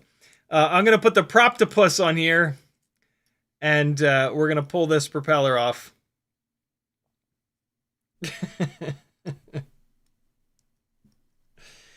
Get in there, you. Hold on. The Propadial is super easy. Look, these are HQ props. The HQ props are strong enough that you can use the Propadial just fine. And it's only going to pull on 2 blades, but the blades are nice and strong, and so it's totally fine. So we're going to go Proptopus around there, loop it up, hold the bottom of the frame here, and pull straight up. Do not twist, and we're good to go with the Proptopus. No, the Propadial.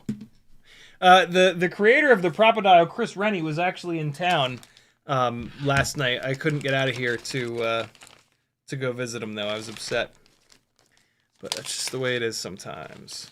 High right, we're going to take a fresh HQ 1.2 by 0.9. We're going to drill it out so that it doesn't ruin the motor. I'm going to use a 0.99 millimeter drill bit that I sell on my Etsy store, and we're just going to pass the propeller up and down it a couple times to loosen it up a little tiny bit. You'll feel the propeller just kind of loosen up a little bit. And after you've done this a bunch of times, you'll know exactly how much you need to... you'll just learn like the feel of where it's where you've removed enough material, but not too much material. And I'm almost there. There we go. Yeah, that's where I want it to be. All right, fresh propeller on here. Let's see if those vibrations go away or get any better.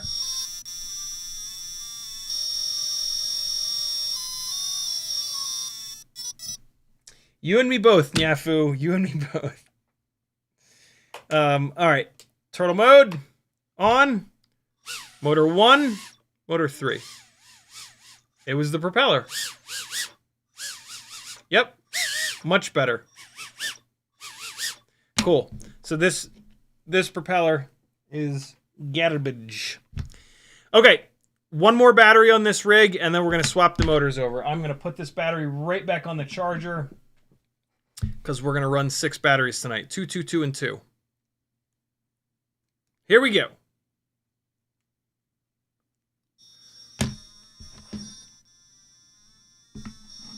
Anybody else my age grow up playing Spy Hunter on NES? It's one of my favorite games. My absolute favorite games. Just driving around blasting stuff. Just blasting. Here we go. I almost Stevie Wondered it. All right. Let's get upstairs.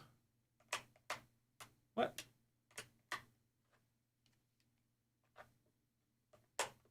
What's happening? Connect. Express LRS. Connect. There we go.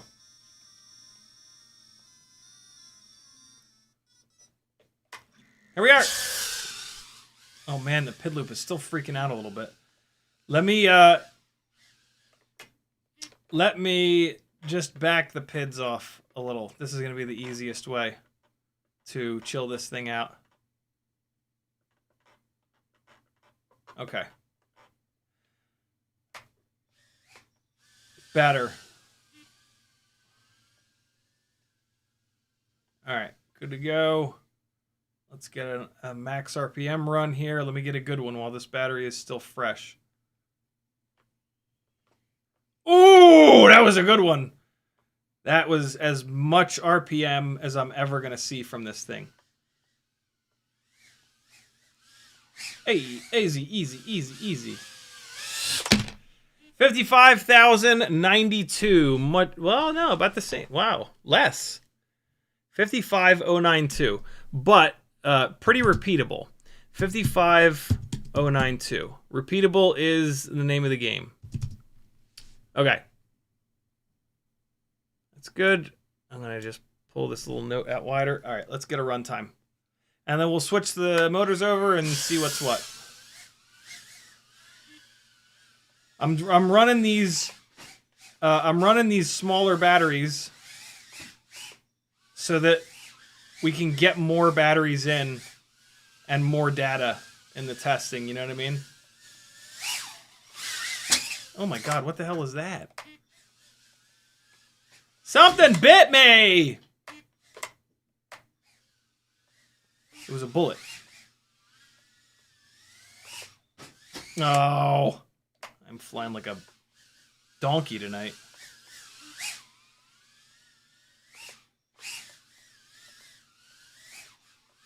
Oh, come on now. What am I doing? Ooh, the photography cube got me. Oh my god.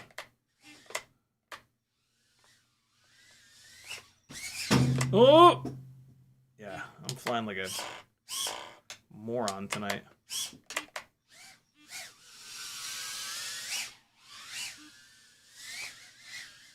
Woo! Jesus. Can I not hit more than one thing at a time? In a row, rather?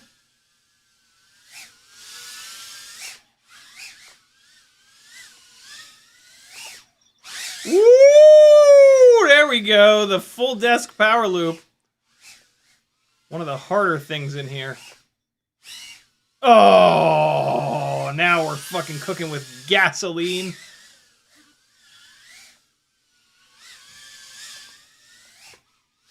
Just needed to get warmed up, that's all. Hey.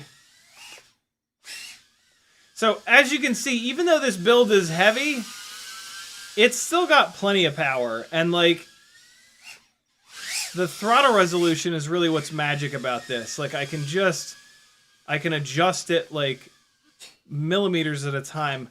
I gotta remember, though, that the ORT micro-V antenna sits really tall on this. And so shooting this down low gap is almost impossible. The antenna actually hit. I don't know if you saw it, but I could hear it. The antenna hit on the front and back of that when I shot that little gap there. 3.5, there we go. 2 minutes and 54. Good lord, that's that's more the runtime that I was expecting. I think that first battery we flew, I just crashed so much. So it was sitting there banging away on the VTX for a while. 3.67 for the battery. Let's see if that goes up to 368. Now, 367 it is. So 3.67. All right, so that's a half decent little set of data. That second battery is what I would expect. I think that first battery was kind of a throwaway.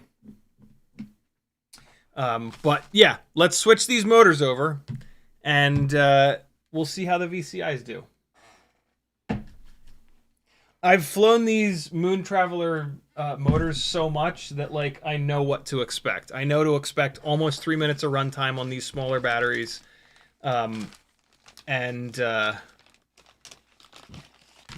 Roughly that 55,000 number sounds about right. I pay more attention to that now.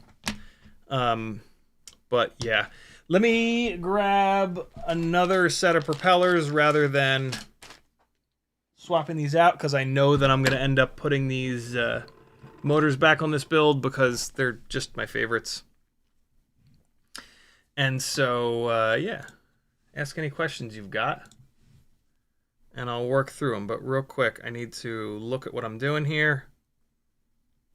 So let's pop these guys off. Man, when these AIOs are fresh and the plug headers are fresh on them, these motors have like such a nice positive click when they plug in. That 2G4 that was on here, when you would plug motors into it, it felt like you were plugging the motor into a bag of Jello. Just like you can really tell. It's also harder to get the motors unplugged on the fresh AIOs.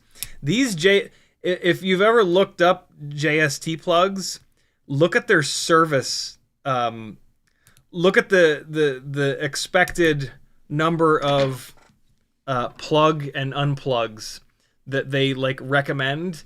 It's ridiculous. It's like 10. They say like if you've plugged and unplugged them more than 10 times, you should change them out. It's insane. I mean, it makes sense because it's an itty bitty little plug, but it's just wild to kind of see that.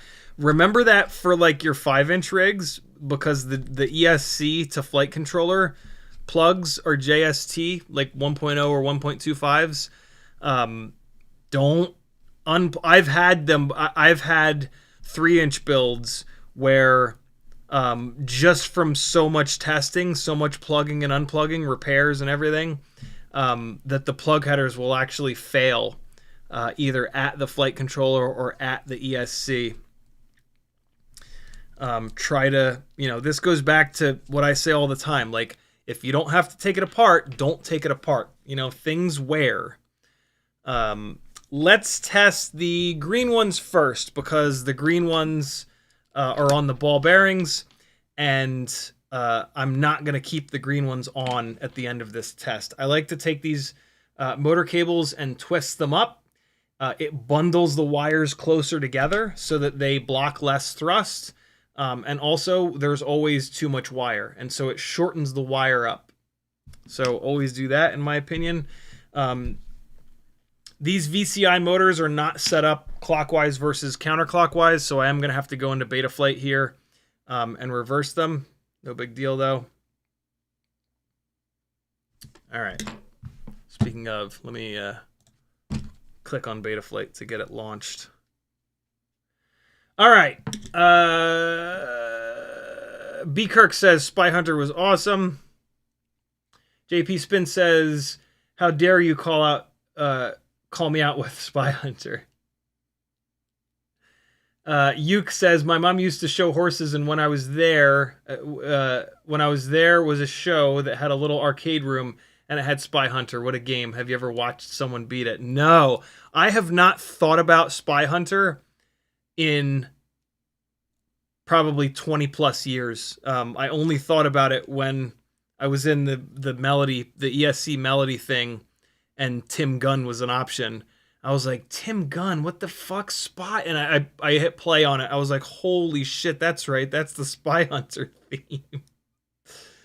I'm shocked that they probably have. How have they not like remade that? How is there not like a current gen Spy Hunter where you drive around and blast the shit out of everyone?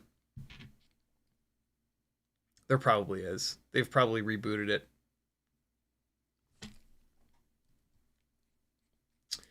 Cole FPV says, I bet you get higher RPM doing that path in reverse, climbing versus diving. Probably, yeah.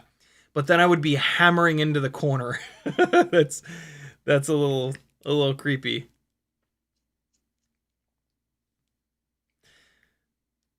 I try not to. Lately, I've been trying to start that run from a little bit of a higher elevation. It also keeps me from hitting the curtains, or not hitting the curtains, getting tangled up in the curtains, I should say. Capital C says, I just flew my 6 at a local park during golden hour. Not a bad way to start the weekend. Hell yeah, man. Love that. Dylan Moe says, sorry, first live stream late to the party. This is the 2G4 on the Freestyle 65mm. Indeed it is. This is like the old school ultimate freestyle whoop is what I've always called this. This is a formula that's been around for a long time, and it just works, man. It's a little bit like you can build lighter nowadays, you can build fancier, you can build with black box, but this setup has just always been awesome. It just works. It's just great. With the new BetaFPV Matrix V2, if we can get the ESC configurator stuff figured out, and if it's durable, that's probably going to be the go-to. It's got black box on board. It's got 12 amp FETs. It's got a lot going for it.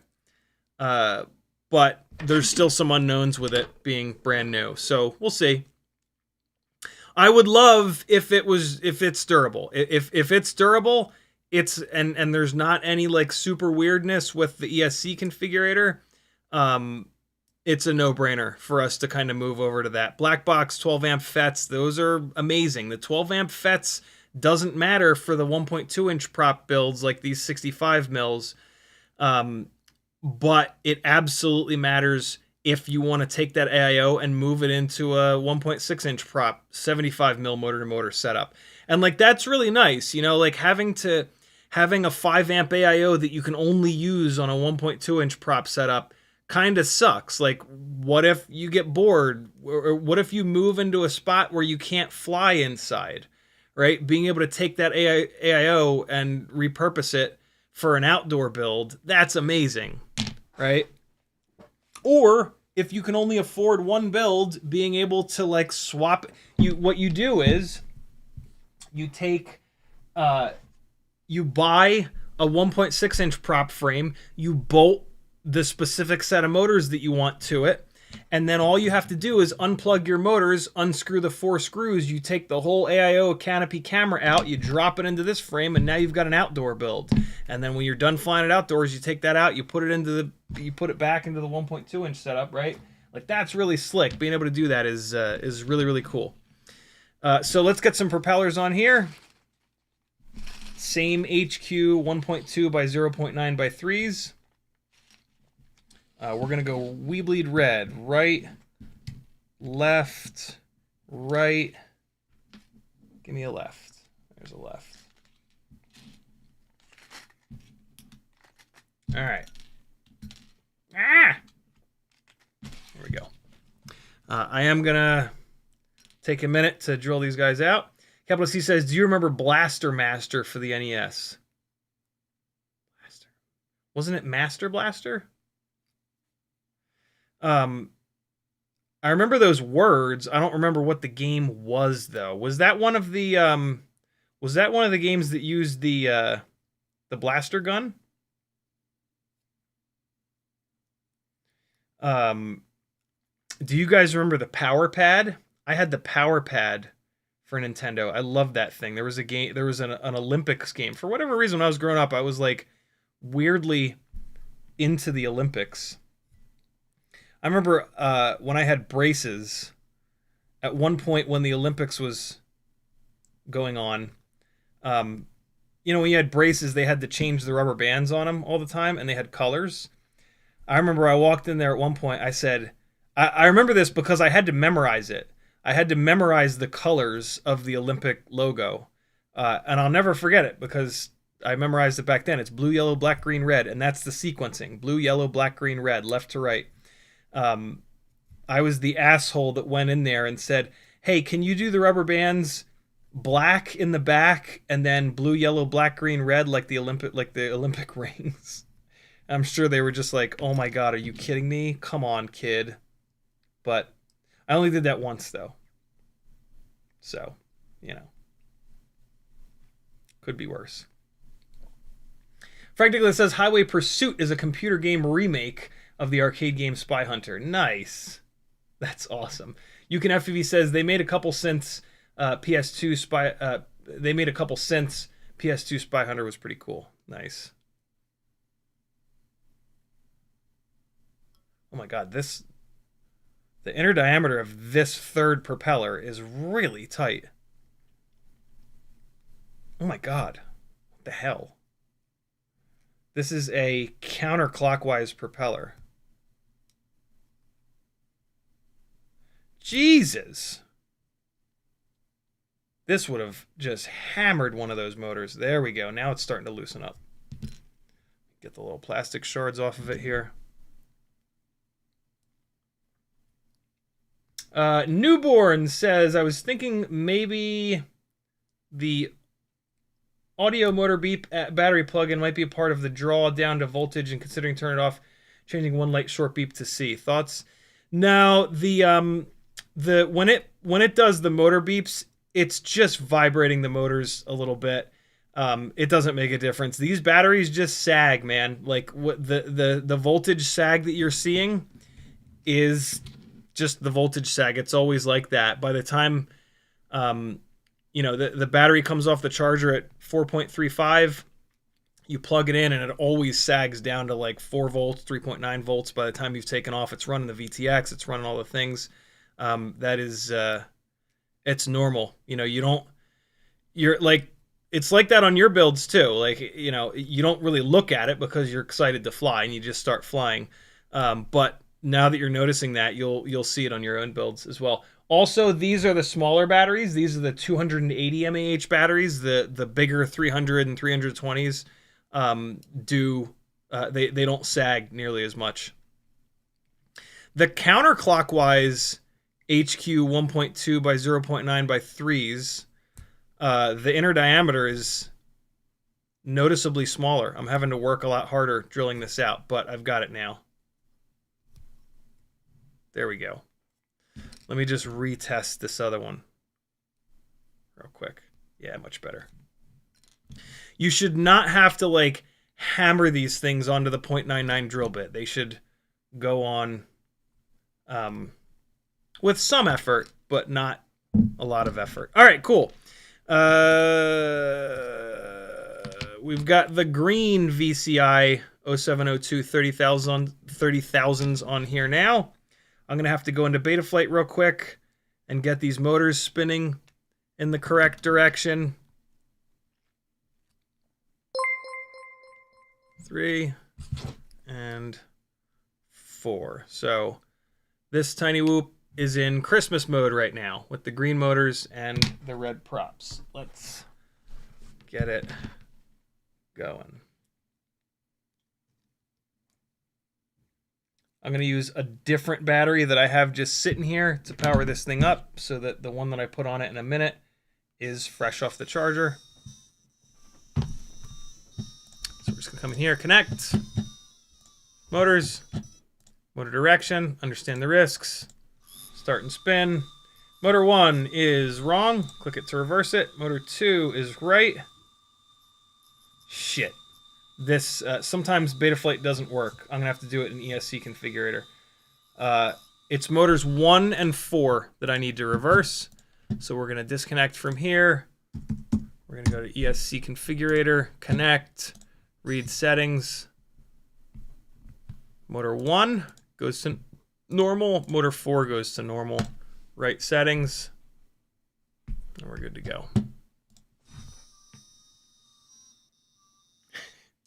See, the reason why I'm immediately remembering why I don't use the ESC melodies, because I plug a lot of batteries in. Way back in the day when there were like secret codes in BL Heli, you could, like, for the ESC beeper volume, if you put it to like 99, it would play the Imperial March. If you put it to like 101, it would play something else. I had the Imperial March on, and it just got so old after a while.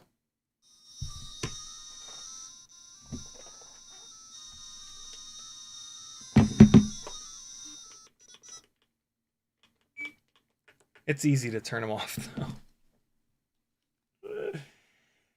TX2 Stomp with a $5 super chat. Thank you, dude. I'm running Goggles X rapid fire setup for my whoops. Is there a better analog module I should try, or is the money better spent on a new whoop?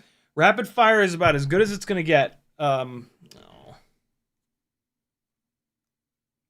See, now I got to cycle the power. We're going to listen to it again. Nah, man, rapid fire is as good as it gets. Rapid fire is a little bit better than Fusion. The hardware, the hover throttle point is a little higher. Yeah, the hardware inside of the rapid fire is a little bit better, a little bit more sensitive than the Fusion. Woo, shit. 58,975. So we've got more RPM with these, and it feels like it. 58,975. All right, let's check the runtime and everything else. Yeah, no, rapid fire is the way to go. The Speedy Bee module is a lot newer. Wait, no, let me not fly up here. I fly so much harder when I fly up here because the space is so much bigger. Yeah, the Speedy Bee module, I guess there's a chance that since it's newer, it might be a little bit better, but I really doubt it.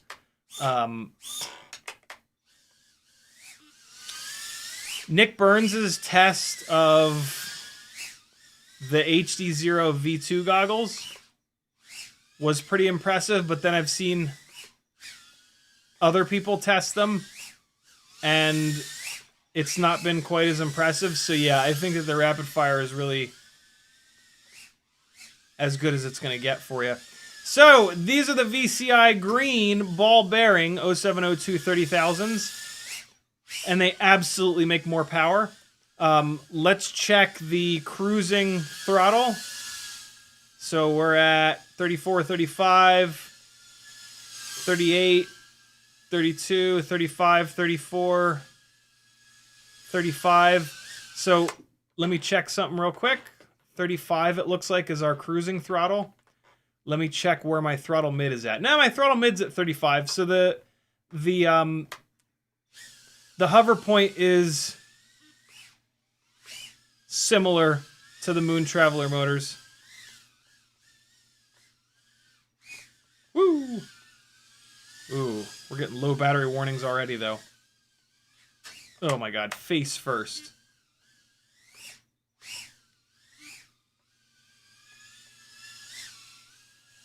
At a hover, we're at 3.949, that's it. So let's see what the battery bounces up to. 2 minutes and 2 seconds. 202. This is what I expect to see. 202, battery's bouncing back up. 368, 369. Let's see if it hits 37. I don't think it will, because it's bouncing back and forth between 369 and 368. Let's give it another second. 369. It's pretty solidly at 369. It's not going to hit 37. So 3.69. All right, let's do another battery. Yeah, it's not going to hit 37. The motors feel great. They've got a lot of power. but the runtime is significantly less. Let's see what this second battery does, though. I might even do a third. What time is it? Oh shit, it's after 9 already? No, I'm not going to do a third.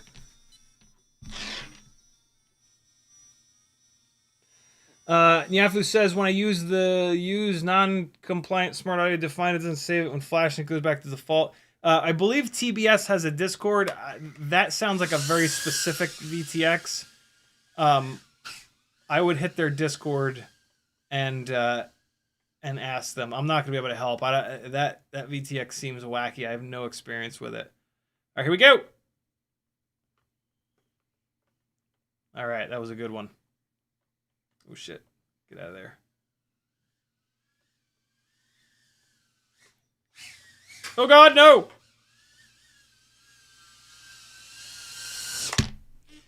Ooh, 60,754.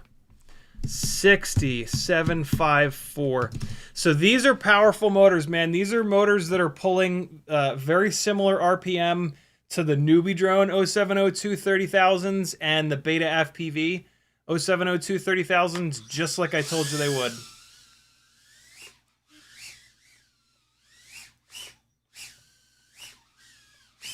Because they have a lot of power, they feel great. Like, lots of power feels great. It does kind of hurt your throttle resolution, though, and so they are harder to fly because that. Like, I use the same timing that I'm used to for that full throttle blast, but these rammed me into the ceiling. I could absolutely see it, and they see how I bounced up? That bouncing up is a sign that they've got more power than what I'm expecting. You want to, in my opinion, you want to fly motors that are as gutless as you can stand. Because the more gutless the motor, the more throttle resolution you've got, which really makes a difference. Is the camera a little bit sideways? I think the camera might be rotated in the mount a little bit. Whatever, let's keep going. Just feels a little weird right now. Or I just could be flying like a buffoon. That's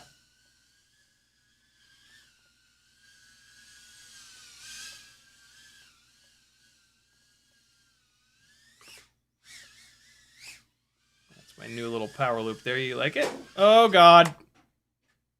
Fuck. I'm not gonna get that out. It's between the sub and the power strip. I'm gonna go all the way back here to retrieve it.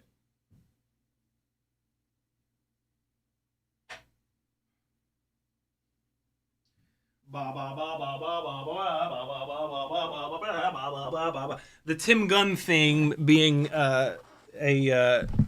one of the things that you learned very early as a musician in school.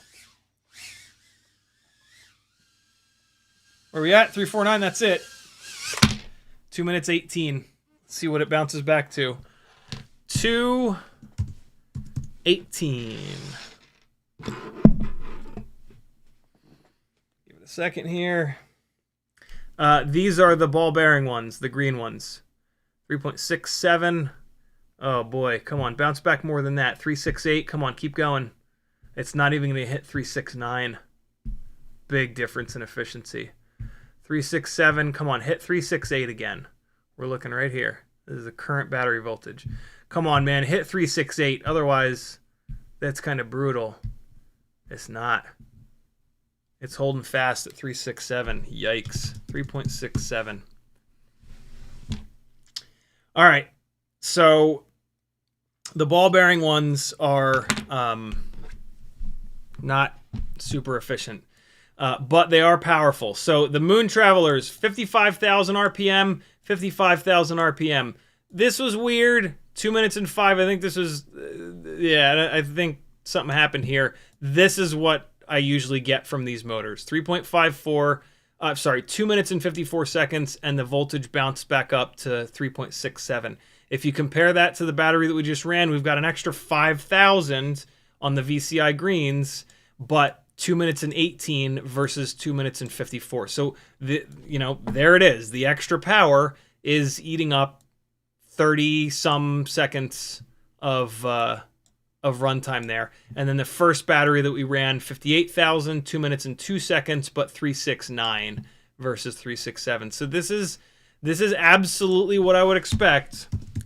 I'm going to swap this over to the purples, and it's going to perform exactly the same, because the only difference is the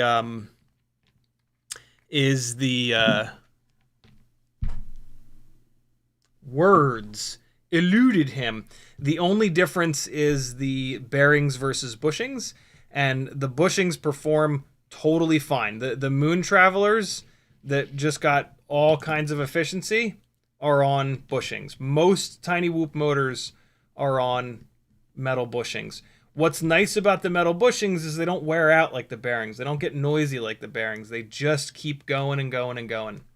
So, in my opinion, the bushing motors are the way to go. I've seen the bearing motors not last very long and start to get like really noisy earlier than they probably should be.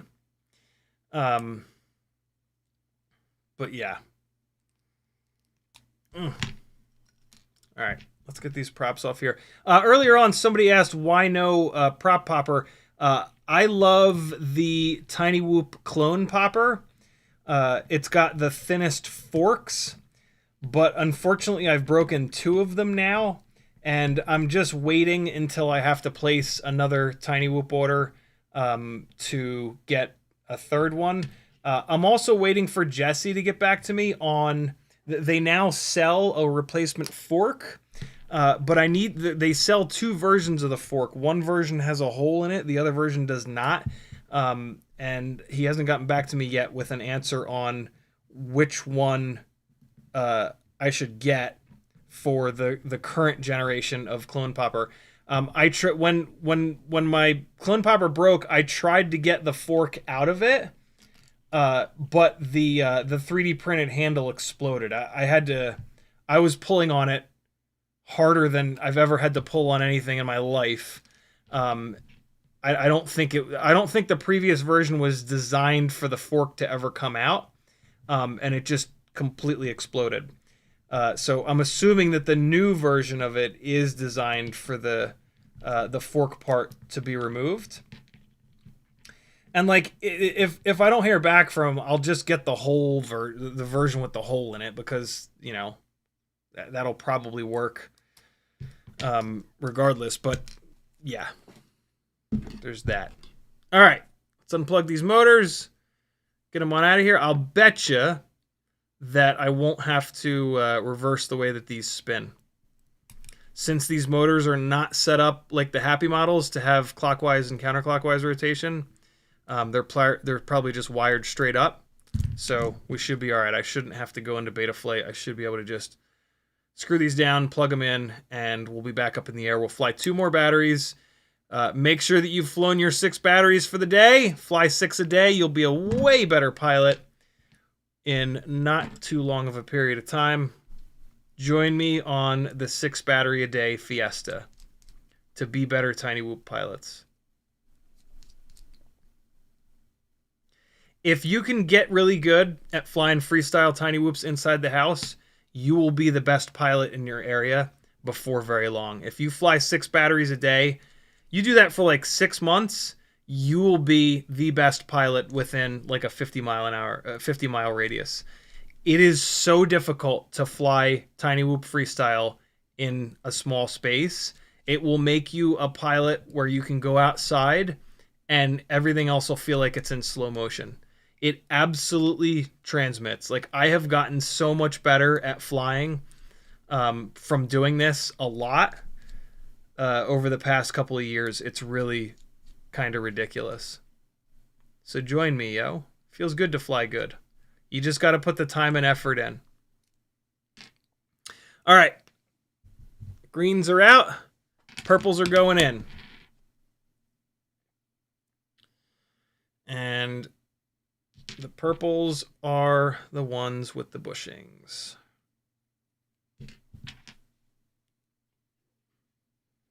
Here comes Tedwardo. Come say hi, buddy. You antisocial jerk. Come here. There he is. Maggie sent me a video today, as if beating up on people isn't enough. Maggie sent me a video today of a Gestapo agent kicking a mini schnauzer and breaking its ribs while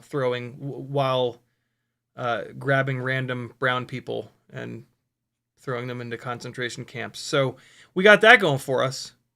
You know, beating and killing people isn't enough. Now they're going after dogs. And like, what's sad about that? I mean, obviously it's sad that the poor dog got its ribs kicked in by a piece of shit. What's also sad is that like, I'll bet you that has, for some people, more of an impact than what they've been doing to human beings. You know what I'm saying? That's what's really scary. But I mean, at this point, whatever's got to happen for this to change, you know, like it's just absolutely beyond belief. And it is coming hard and fast here to Atlanta. They just built a new concentration camp here. Well, they're building new concentration camps all over the country, but yeah, it is coming for Atlanta. It's bad, man. Really, really bad. Ashamed to be an American, as usual, as of the last, like, basically 12 years, with a little break in between, but, you know, more now than ever. Scary stuff. Scary stuff, man.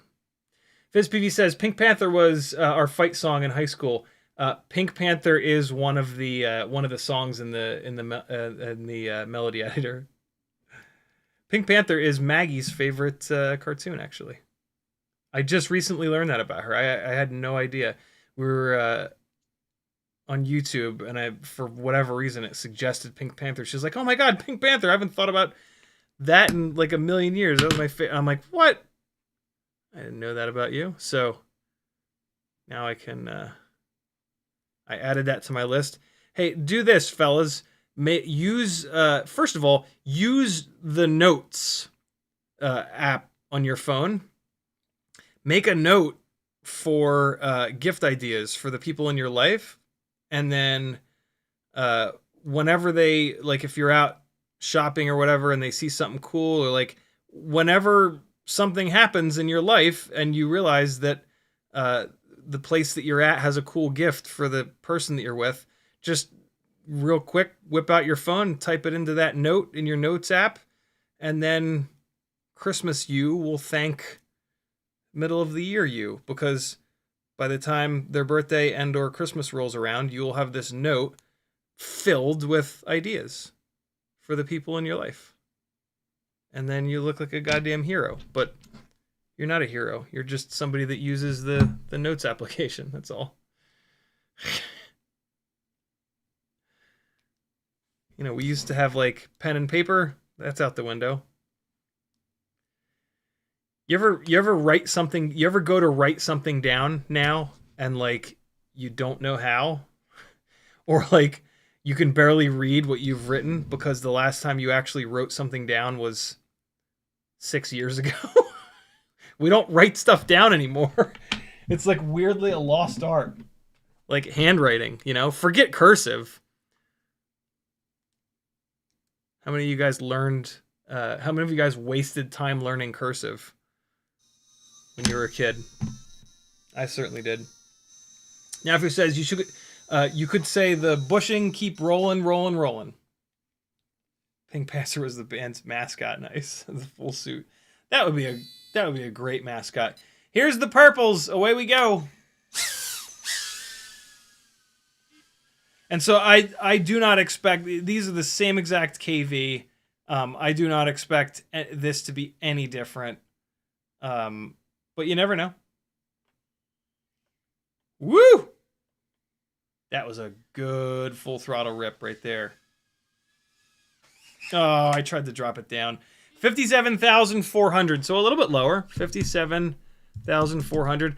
I mean, maybe these won't turn the same RPM. A bushing should not be as smooth as a bearing. I personally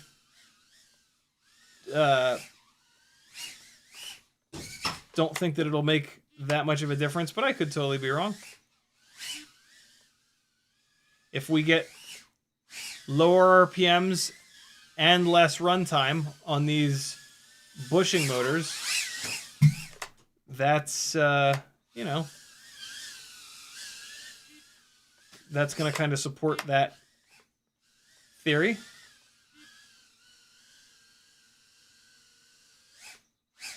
Ooh, a solid mirror flip. Ugh, having a hard time dropping this down into the cube.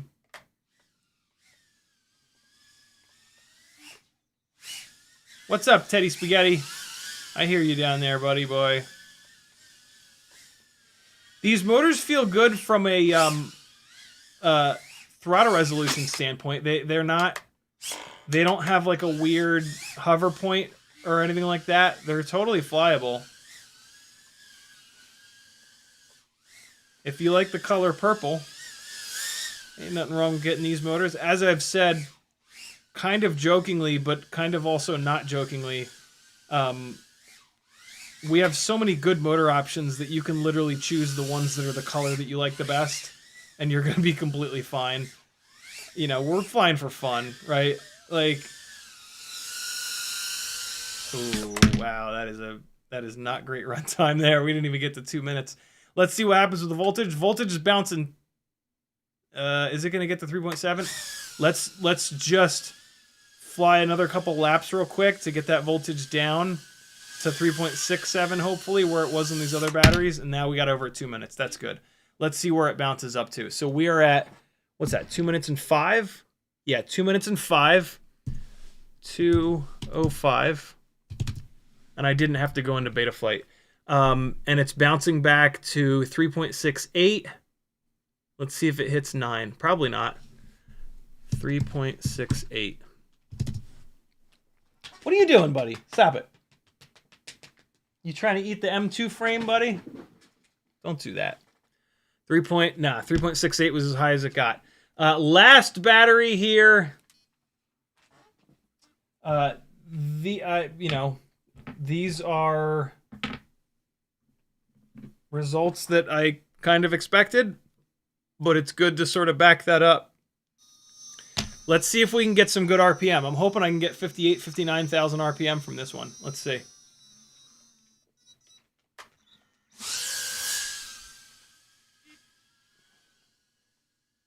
Definitely more power than the Moon Travelers, which is where some of that runtime is going.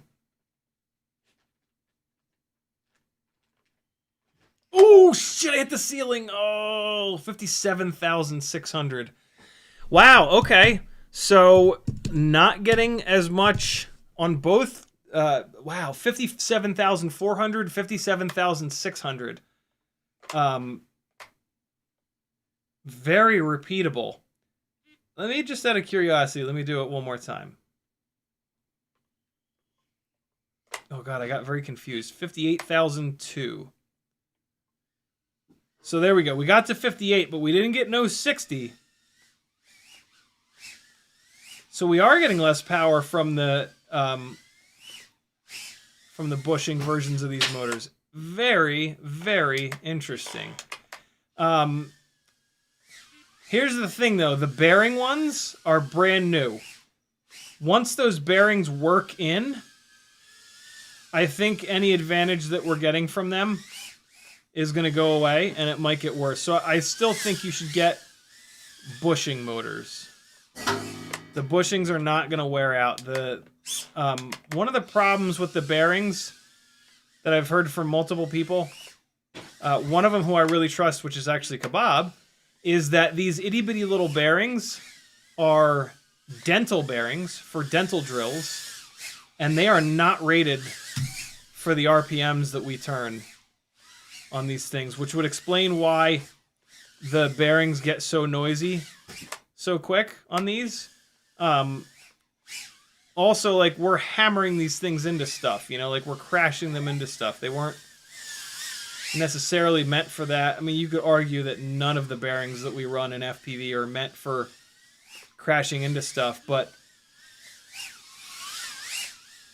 yeah, I don't know. Interesting. These motors feel fine though. I've gotten adjusted to them pretty quick. I'm not like bouncing up all over the place. These feel every bit as good as the... Ready? These feel every bit as good as the black Newbie Drone 0702 30,000s, the blue BetaFPV 0702 30,000s. See what I'm doing here? If you want your motors to be blue, get the BetaFPVs. If you want your motors to be green, get the bearing versions of these. If you want your motors to be purple, get these. There's also the V1 orange VCI motors. If you want orange motors, there you go. What do the RC and powers come in? Although the RC and powers make a little bit extra power. You can get those in red or the light blue and pink. I sincerely think that we got more runtime out of these. That's great. 226. Batteries bouncing back to 367, it looks like. 3.67. So these results are absolutely what I expected. We're also getting very, very similar numbers and times to all of the other 0702 30,000 kV motors. So we've got 57,400, 57,600, and then we did see 58,000, but we did not get up here to 60. This could have been a little bit hot. Maybe this battery is in a little bit better condition because, like, look, this 58.9. This is pretty close here, but then the run times becomes pretty obvious. 2 minutes and 5 seconds, bouncing back to 368. That's right on par with this here. 2 minutes and 26 seconds. That's a little bit better, bouncing back up to 367, but it's nowhere near what I'm used to getting from the Moon Travelers. So again, less power, right? 55,000 versus 60, 57, 57, 58, but more runtime. I think this was maybe like a weak battery or something weird happened here. I'm going to throw this one out because this is way less than I usually get from the Moon Travelers. If you compare that up here to the... oh no, those are the same ones. Here we go. Newbie Drone 0702 30,000s. We've got 56, 59, 57. Very, very similar, right? 58, 60, 57. These voltages are a little bit higher. The run times are really, really short. They're doing a lot better than these Newbie Drones were, but this is another build. If we come over here, here's the fuck was that about? Here's the NX69 300 mAh. Oh no, these are different batteries. Nope. This doesn't work. This is apples to oranges. I did run these 280 mAh. Here we go. Stop doing that. What is that? Don't do that, idiot. Here's the Lava 280s on the Newbie Drone 0702 30,000s. We've got a little bit more power, so 60, 61, 61. So the Newbie Drone 0702 30,000s are making even more power than the VCIs, but look at the run times, man. Less than 2 minutes, less than 2 minutes. Battery bouncing back to 368 and still 1 minute and 55. So totally tracks, right? More power, more RPM, a little bit less runtime. Yeah, these are the results that I absolutely expected. Newbie Drone 30,000 0702s, the Hummingbird, the black ones, are making a slight bit more power, but getting a little bit less runtime. The VCIs are right on par with the BetaFPV 0702 30,000s. I don't think you'll be able to tell the difference in flight, so I think you should buy the motors that are the color that you want. Unless you want more throttle resolution and a little bit more efficiency, you're going to get that from the Weebleed Tiny Whoop Happy Model motors. We saw that in Chris Rosser's testing as well. In order to get this level of power, you're going to need to get the 40,000 kVs from Weebleed or the 36,000 kVs, the green ones from Tiny Whoop. So yeah, a lot of different colors of motor available. Get the motor that's in the color that you want, and it's going to be fine. You're flying freestyle. It's all good. If you get the green motor and you get 10 seconds less runtime, you'll be all right. It's going to sit on your shelf for 23 and a half hours a day. And if it looks cooler on your shelf, it'll make you smile a little bit more. I know that sounds completely insane, but like, come on. Be honest here. A motor that makes an extra 1,000 RPM, you're never going to notice that. And like, what you are going to notice is flying the same thing over and over and over again and getting used to it and dialing in the amount of throttle that you hit to go from the floor to the ceiling to hit that power loop, right? And so if your motor has a little bit more power, you're going to get used to it. If it has a little bit less power, you're going to get used to it. It's going to be fine. To some extent, get the one that's the color that you like the best, and then you'll get used to it. These all fly awesome. You see me do the same stuff with the low power motors as I do the high power motors. All of these, like 30,000 kV and up 702s, 29,000 kV and up 702s, make plenty of power. Close your eyes and point. You'll be all right. Shout out to Uriel and Yafus for sending over a bunch of these VCI motors for me to test. Teddy, what do you want, buddy? What do you want? You're all up in my business. Come here. Come here, you fart bag bastard. No, stop fighting me. Why do you hate being on the live stream so much? Why do you care? Can you imagine how much of a monster you would have to be to kick this dog? The dog, it looked exactly like Teddy. Can you imagine you're in like full tactical gear and you just kick the shit out of a 20-pound dog and break its ribs? Imagine that. Can you imagine that, Teddy? These are monsters. They walk among us. My God. Thanks for hanging, friends. UCanFPV says RCN Power has 0702 31,800 kV motor now. Good Lord.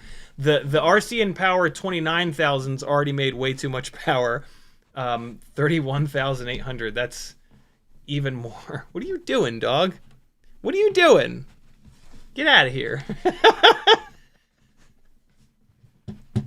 Look at him. Look at him. He's sniffing like crazy. Stop licking the desk. Don't. Look over here. Say goodbye to the people. The autofocus is nice for focusing on Teddy. Look at that face. Teddy with my hair. If you do order any of these motors, try to use my affiliate links, which are linked over on CiottiFPV.com.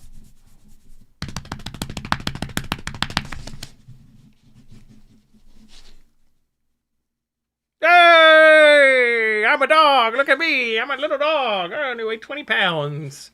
I'm pretty much worthless. Good boy. All right, I'm going to go play with the dog. Thanks for hanging, friends. I'll see you guys Sunday at 3 o'clock. CiottiFPV.com to support me. I greatly appreciate it. Be good. Patreon's the best way. I pulled a muscle in my neck. I don't know how. I don't know why, but I can feel it. It hurts. Here's a little bit more flying of the new Bind and Fly Air V2. Love you, friends. Bye. See you Sunday.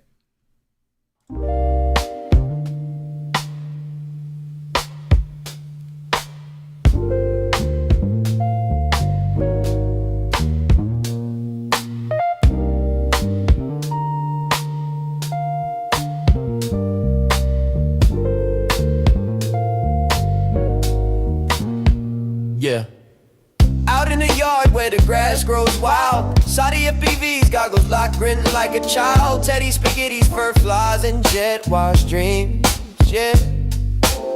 Chasing small whoops like a dog possessed fiend. Eyes on a neon blur, hard in the chase. Bit fuzz and prop spin, all tangled in place.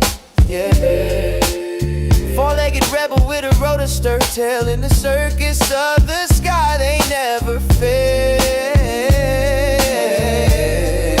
CiottiFPV, Teddy spaghetti, dynamic duo kings, barking at the breeze, throttling at top speed, they zooming through hoops, flipping in style. That schnauzer's got throttle and a 2D smile. Yeah, yeah, yeah. Ciotti's on sticks, Teddy's on paws. Side by side, legends breaking all the laws. Through the kitchen, over couch scale terrain. Backyard mayhem in their flight domain. No ground too sacred, no loop too tight. Fuzz, fuel, fury ignites the night. When pilot and pup lock eyes on the prize, every whoop they conquer is a fresh cut surprise. Yeah. Yo, Ciotti behind the sticks, Teddy's leading the pack. Prop guard missiles unleashed, never looking back.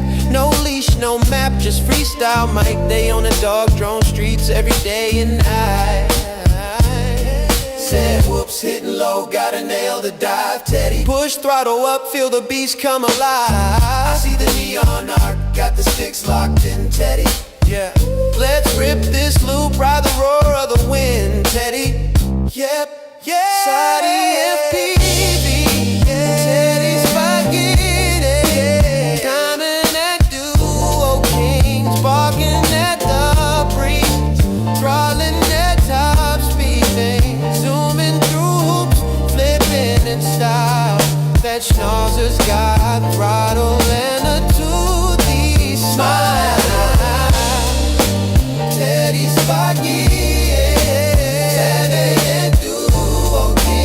Barking at the breeze, throttling at top speed, zooming through hoops, flipping in style. That schnauzer's got throttle and a 2D smile. Yeah, when you hear that bar cut the rotor hum, you know Ciotti and Teddy's mission's just begun. FPVs, fur-faced legends, legends singing loud.